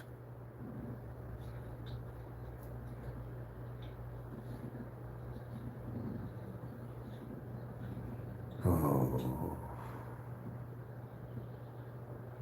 I wonder what does the oh, forget it. I don't even care anymore. I just don't even care anymore. I'm just gonna build me. I'm going PC. I'm keeping my PS4. Definitely, I love my PS4 to death. But I'm done. This right here, you got to be kidding me. I am not doing this. Look at this. This is a mess. This is a hot mess. There's no way in the world. It's gonna be nightmares on the Xbox 360. It's just too compressed, man. It's not enough airflow in there. You got big mass. You got graphic cards in there, big chips in there. There's no airflow in there. That's crazy.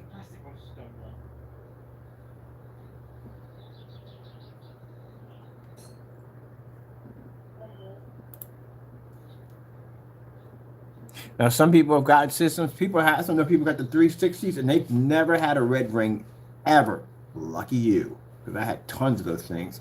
And some people have had the PS5 and have never had a burnout on their system. Lucky you. But I know a lot of people got them systems, and pretty much the first one, when they came out, they bricked. A lot of bricks came out on the first one. And then the rest of them, they were having red rings and all kinds of problems left and right. And along with Xbox, guess what? Not to forget you either. You were having them too. You were having them left and right. But I can see why you're not having them. There's no real freaking no airflow or anything in these things. You have to have more airflow. Why didn't they make it in a much bigger case? Why? Well, the case is already big enough as it is. Proper cooling through a PC. Now, see how PCs are? See all that airflow pushing around in there? Yeah, look at that. Woo! Yeah, the odds of our systems burning out is very rare. Extremely rare. And we can overclock these bad boys, and it's extremely rare. See all that airflow in here giving it around the case? Yeah. There you go. Is he running liquid cooling on this? Oh, he is running liquid cooling on this. Nice. You got fans pushing from the top and the sides, and an intake fan pushing air all flowing back and forth here. It's just nice and cool. Nice little liquid cooling system. Yeah, that's the radiator system right there. He's got the radiator system right here, keeping it nice and cool. And he got the fans top on. Yeah, nice. That's a really nice one right there. This is how they're going to give y'all a case literally that big. They should have cooked you up with something like this. They could have stuck that thing in a micro ATX case easily. But this right here is what they should have gave y'all. You're spending that kind of money at the end of the day. They should have gave you this. But then again, they don't look too much like a PC. But you want to be a PC.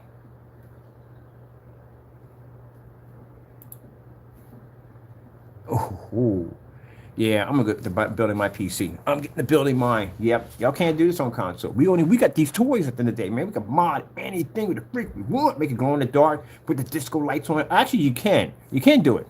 Just have to get out of that ugly case first. Sorry if I offend some people, but I hate that case. I mean, it's mine, each his own. If you like it, it's you at the end of the day. You love it. Hey, I support you 100%. It's your opinion. I support. I got people coming who have those systems. I like the case. Guess what? You like it. Guess what? But me on the end, I hate it. I hate the case. I think they should have did a much better job for it, man. It's just going to be a next-gen system. At least put a peekaboo window in there. Let you see all the parts and stuff in there. Light everything up, and that'd be kind of cool, wouldn't it? And they should have put a liquid cooling system. It wouldn't have cost that much money to put a liquid cooling system in it. You don't have to have like the actual, antifreeze pushing back and forth. You don't have to have that. They make one that comes out of a gel. Like I use them all the time. Because sometimes I don't feel like doing the maintenance of running. You got to run a freaking you got to pump a solution in there to kill any kind of corrosion or build up in the tubes or piping you have in there. It's going to cop any kind of, it's going to break down the flow. They got these little fans that move to keep distributed flow. Like if you get liquid cooling distributor fans. I should have put down what you call them. These little tiny things they put in there and they spin. Like this right here, you get your reservoir, not as good. So this is a smaller version right there. But it's like a little tiny, it connects to your tubes, and it's a little fan, and little, it's like a fan. It's kind of like a little, I don't know what's the word. I can't think of the name for it. I'm kind of lost for words on that one. But anyway, it allows equal flow to move from back and forth, because you don't want corrosion to build up, because again, this is basically going to block the cooling from getting from A to B. And on top of that, it's a lot of maintenance behind that. But I like these right here. These are the ones I use. It's all in one. It's a gel in here. So basically, when the system starts to heat up, this actually liquefies and this keeps everything nice and cool. It's easy. It's a simple hookup.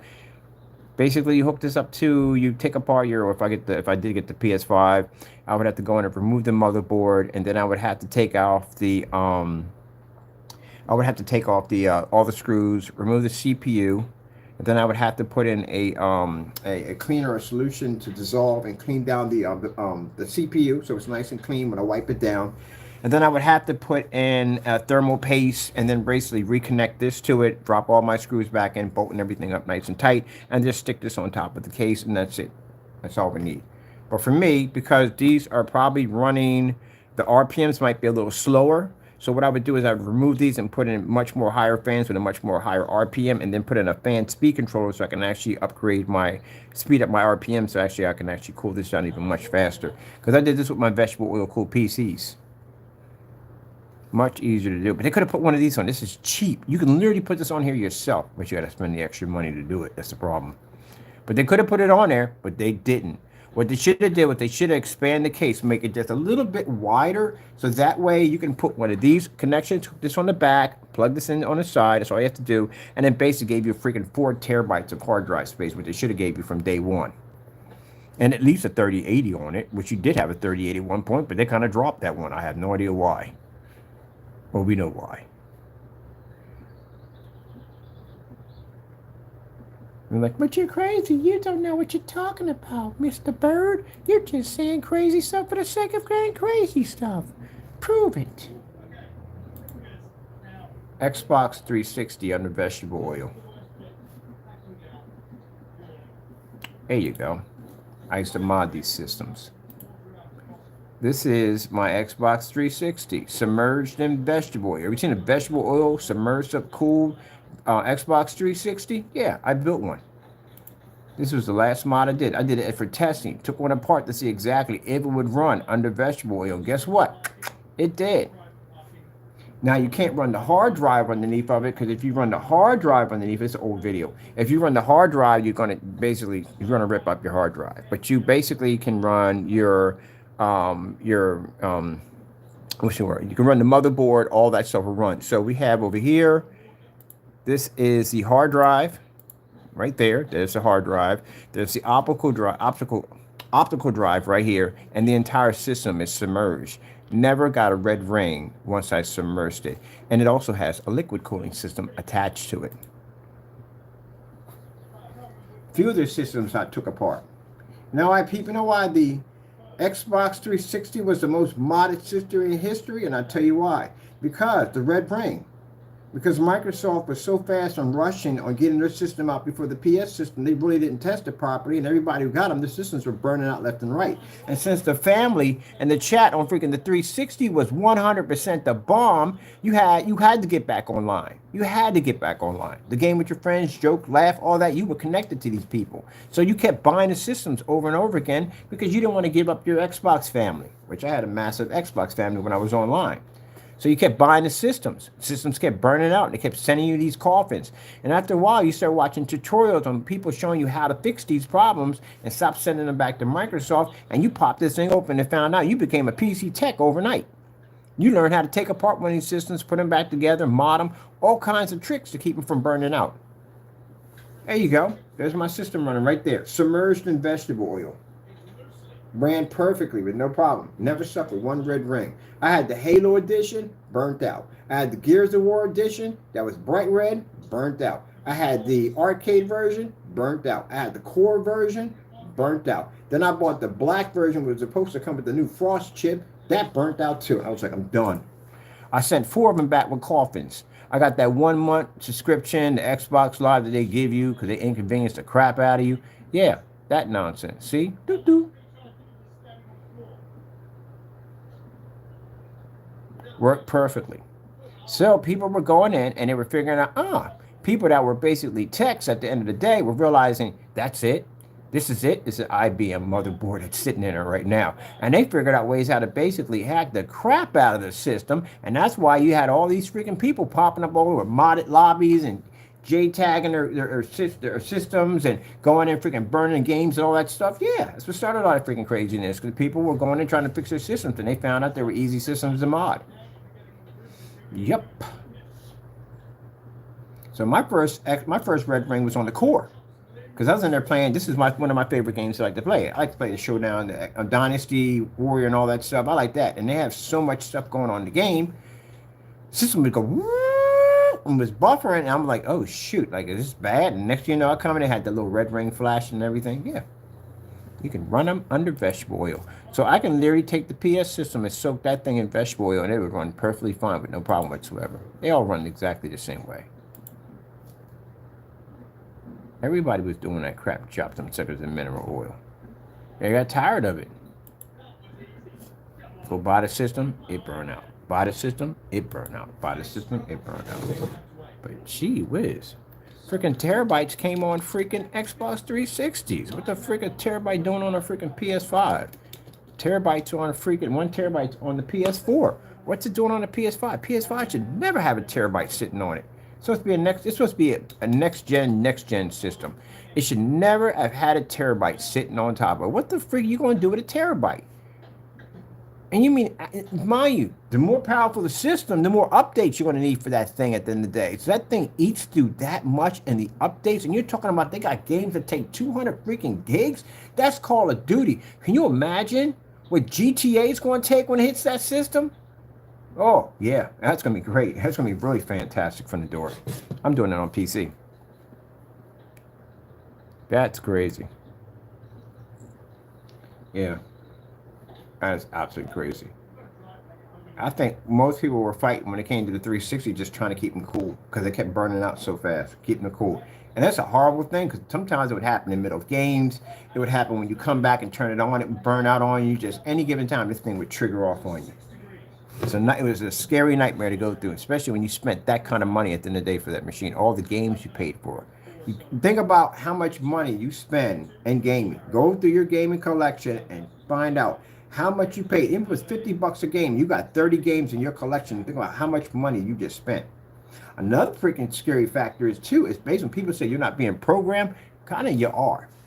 I don't mind it in the day, because that's what I like. But if you think about every console system that you have ever owned, you have learned to play all those games from every single system. And if you ever had to pick up one of those systems and play again, you would automatically know how to do it, because it's already embedded in your brain.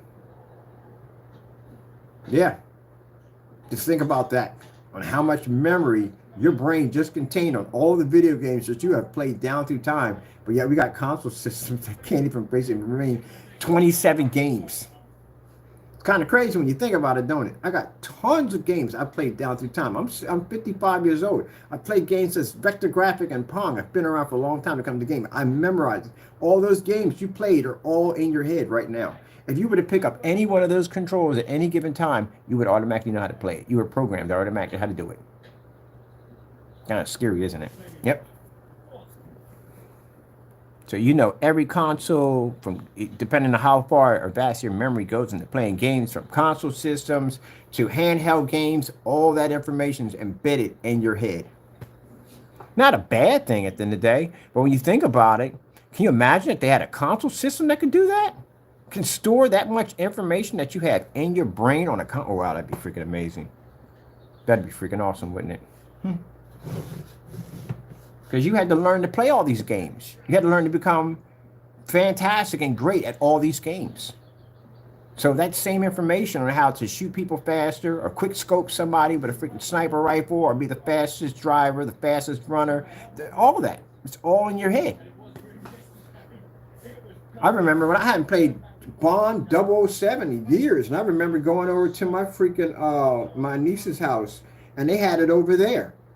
I hadn't played it in a while. I beat the crap out of those people in that game, because I used to play that game every single day when I had it. I played with a bunch of people on that 4-player split screen, so they didn't know anything about all the little tricks that you know when you play Bond. Like if you're playing with the proximity mines, you know, when you fire bullet holes into the wall, you can actually trick people. They don't know the difference between where the mines are at and where the bullet holes are at. So you spray the whole hallway and the walls. If you play Bond and you sprayed the walls, the bullet holes would still be there. They wouldn't disappear. So what people would do is they would shoot up the walls and they would throw mines on the walls. And as you coming through, you would think they just shot the walls. No, there's mines all in there. They would throw mines on the freaking ammo boxes, mines on doors, mines in toilets. Yeah, if you got in the faculty and you came down through the pipe heating system, you had to drop down on the toilet, mine right there waiting for you, mines on doors, everywhere. I love proximity mines. But they didn't know any of those tricks at all. And I know those tricks because I put hours and hours of gameplay on that game playing with other people, so I wiped the floor with them. But it's the fact that I haven't played the game in a while, and I automatically knew right from the door. All the controls, everything right from the door. It's like I already knew. It's like being a sleeper agent.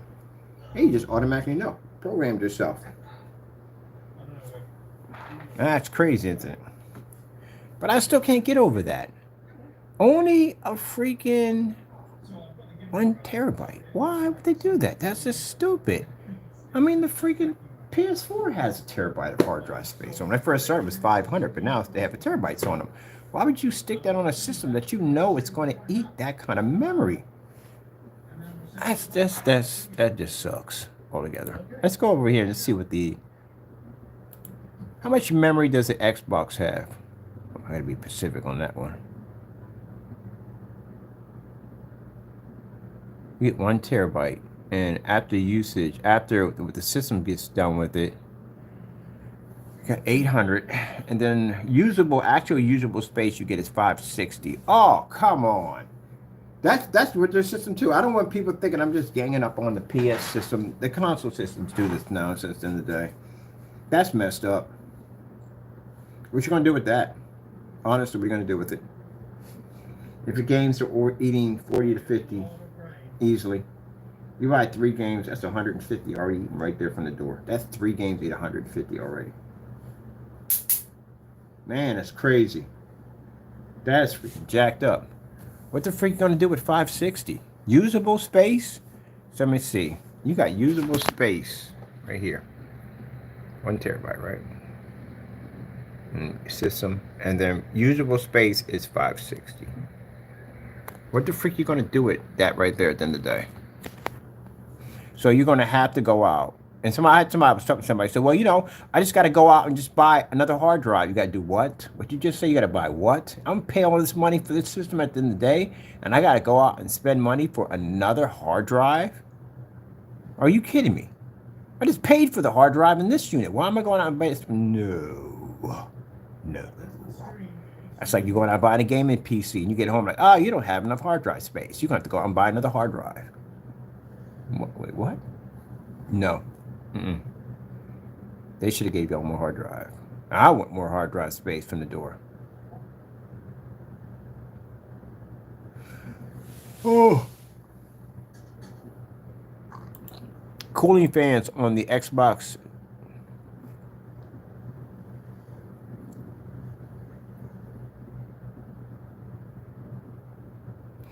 You know it's bad when you got to buy systems to cool your system down. This is pretty bad. Where's the actual system right here? Let's get some specs on it. No. Oh. What the freak? I remember these right here. It stands right here.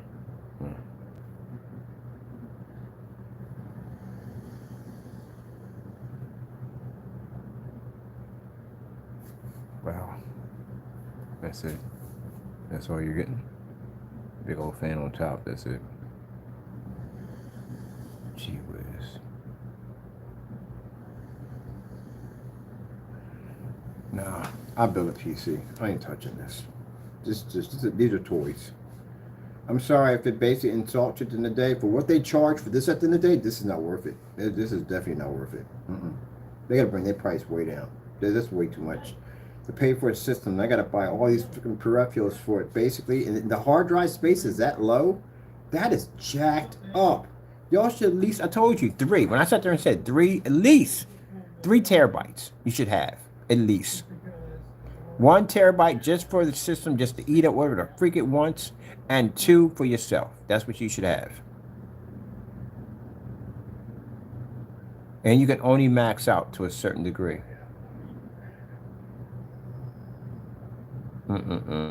Nope. Nope.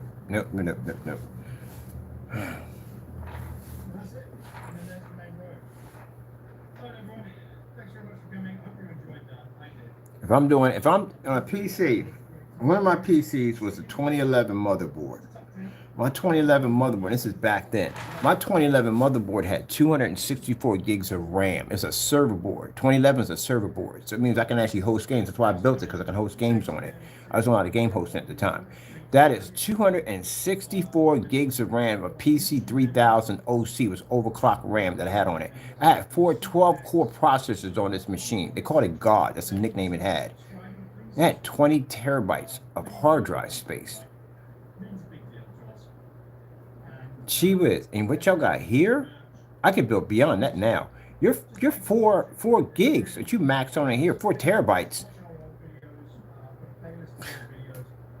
That's a memory card for my machine. That's why they call them the master race, because of our machines, the way they're built. I like console. I love console. You know why I like console? Console has, PC is expensive. It is. That's the pros and cons and everything. PC is expensive. Yes, it is. You'll spend a lot more money. Yes, you will. But it's an investment. You have to understand. You're not going to be buying anything for a while. Once you put that machine together, you guys will go through multiple consoles while we'll still have the same machine. Again, we control everything on the machine. Anything that goes wrong, we're maintenance. Of course, yeah, we can fix everything on it. But again, if you basically are not in that field of fixing everything, console's a little bit more low maintenance, which is good. You know what I mean? We do updates. We have a lot of updates on our machine. At the end of the day, y'all have updates too now. Y'all have just as much updates as we have. Every time I turn around, my system requires some kind of crazy update. So kind of like y'all going full circle. At the end of the day, you just got the watered down version of going full circle. Eventually, with the stuff that you're putting on your systems, bit by bit by bit, you're going to turn directly into a PC, which you're going to become full circle. Guess who develops games? Consoles don't develop games. PCs develop games. Yeah. I got that hooked on the forum site. We were going back and forth. Oh no, but the console is powerful like a PC. You don't make games on a console system. You make games on a PC game, a PC system. PC. That's what you make your games on. But the way you guys are going with these graphic cards and everything, I mean, actually nice and all, but they're not really giving y'all what y'all supposed to be getting at the end of the day. Your hard drive is like way too freaking low. There's no way in the world you should have that low of hard drive space for a system that's taking up 200 gigs for a freaking game. That's poor. They should at least give you at least 3 terabytes of hard drive space. For that kind of money, for that machine, heck yeah. You got it advanced. You got, even if they max out the library, where are you going to put the games at? Now, 4 terabytes is great, but y'all should have got that from the door. The fact that you got to spend extra to buy that for your system after the money you already invested with them, and then you got to buy all these little tiny peripherals and stuff to keep the system cool down. No, it's just too much. It's the crap I went through with the 360. This mess right here, and to buy all this stuff that attached to the console. System already spent all this money, $400 or $500 for a system, and I got to spend an extra $200 here and there. I got to spend another $150, almost $250 for more hard drive space. It was just freaking no, burning me out. Yeah, I'll take the old systems any day. I do. Let me see something for a minute. I still can't believe that, man. I'm gonna go on the forum site. I'm definitely be in the forum site. I'm gonna go over to family. I'm gonna go over to type in the forum site. I'm popping over there. I'm done talking about this freaking hard drive space. This is freaking bull crap. That's it. They gotta come up with something more than that. Hold on. I gotta look at this one more time. This can't be right. Maximum hard drive space for PS5. Sheesh, that's jacked up. That is jacked up. You gotta be kidding me. There is no way in the world touching that machine. Nope. I ain't going near it. No siree. I'm not going near it.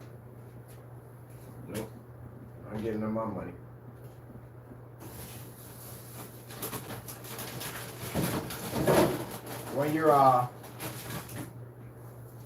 When you really, I hate to put it this way, and I don't want to insult anybody's intelligence, but when you don't know, you don't know. That's nothing at all. 825 gigs, are you kidding me? That ain't jack at the end of the day. Get a terabyte. Standard PS5 storage is $825. You don't even get the full gig. That's going to your system's operating system, probably.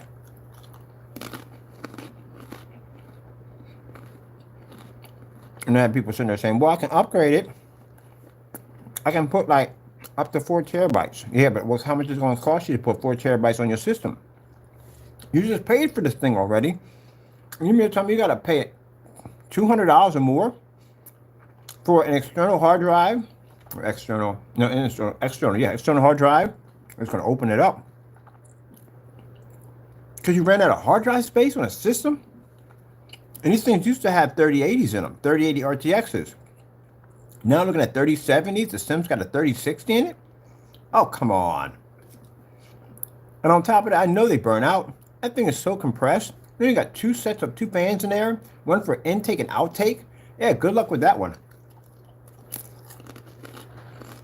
Let me tell you something. My freaking Dreamcast has a fan on it, and that thing lasts longer than all the console systems I see now today. My Atari 2600, still running. ColecoVision, still running. Intellivision, still running. Yeah. You gotta be kidding me. There's no way in the world. Whose idea was this one at the end of the day?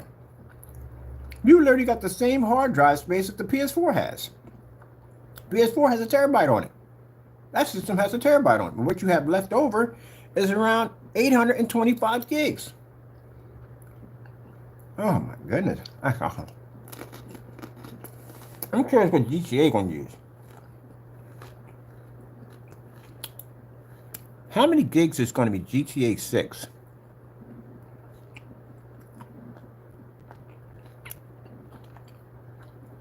They said range. This isn't bad. Why is Call of Duty so freaking massive? That doesn't even sound right. Oh, no. This is GTA 5. Sorry.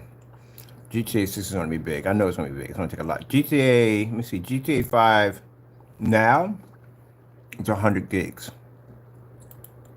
So GTA 5 is about 100 gigs now. All right. So if that's 100 gigs, right? Imagine when GTA 6 comes out. You seen the graphics on that thing? I'm doing it for PC only. I'm building a PC around this thing. Usually I do that when I like certain games I want, but I'm building a PC around this thing. So imagine what GTA 6 is going to be. That's why I saw the joke. Oh, the joke I saw is somebody was on a console, whatever, and you seen sparks flying all over the place in the room, like catching on fire in the background. And somebody put a joke, they put down the bottom, said this is what PS4 owners are going to go through trying to install like GTA 6. And you guys, y'all not going to have enough memory. I got a PC I'm building, a gaming PC for this thing. So I'm going to have more than enough to run this with no problem. Man, that's not good. I don't know who thought of that. That was a bad idea. That was a really bad idea. They should have gave us 3 terabytes of hard drive space from the door. 3 terabytes of hard drive space.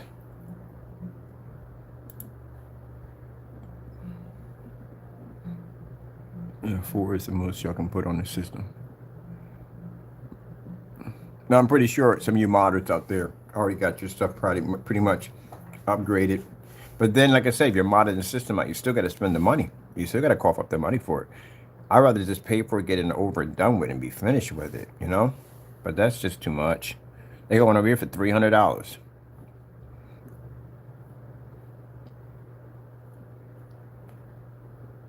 And these are external drives. External drives, sorry. Good gracious. This one right here is like $429.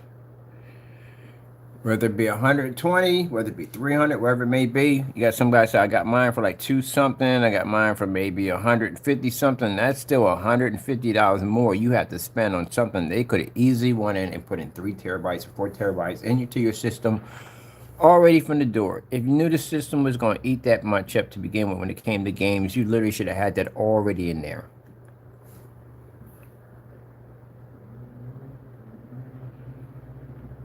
Usually they do this at they usually do this. They have their own market of hard drives they're coming up with, because that's how the 360 was. The 360 at one point had a setup that you could only use their particular hard drives only. before they came up with that whole thing, you just put in the flash drive and then you can load your stuff up too. But at one point, you can only use their hard drives only. So that's why you saw if your Xbox 360, you saw when you snap that piece in the back and you pull it off, it just had that. You could buy different hard drives to snap on there that just had more space. That's how they did it. And you can only use their hard drives only. If you try to take it out and put another hard drive in there, it wouldn't read it at all, period. And then all that changed when they came up with the flash drive. Flash drives, you can plug it in and read it automatically and format it. That just made things a lot easier. But other than that, yeah, they made it so that you could only buy their hard drives only, and their hard drives were expensive. Remember that era? Going out and buying yourself an Xbox 360 hard drive? Yep, I'm going to look that up too. Xbox 360 hard drives. There we go. Here's the classics right there. There is the classics right there. Remember these bad boys? Yep.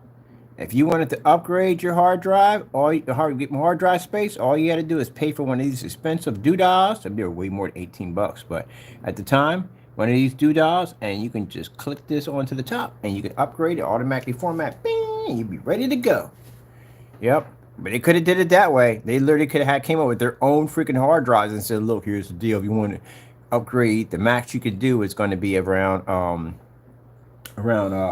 terabytes, and from the 4 terabytes you're going to have to buy from us because you can only use our hard drives only. So I'm going to charge you $500 for this bad boy, I guarantee you, because these things weren't cheap when they came out. And there were people trying to put in bigger hard drives in here. They had a certain amount of hard drive space you can use in here, and people were trying to upgrade them to terabytes, but very few people were able to do it. I went to a terabyte.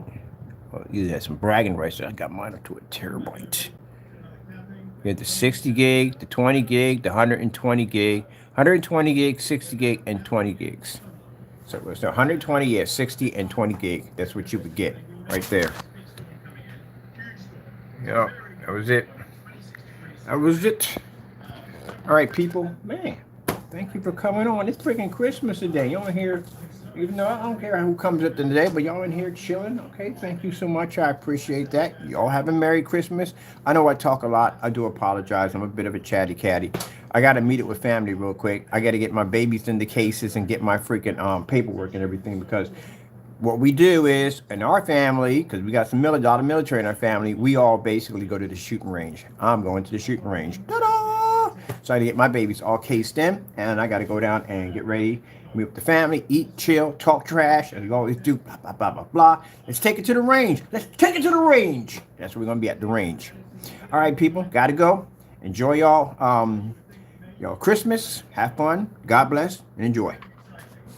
Taco.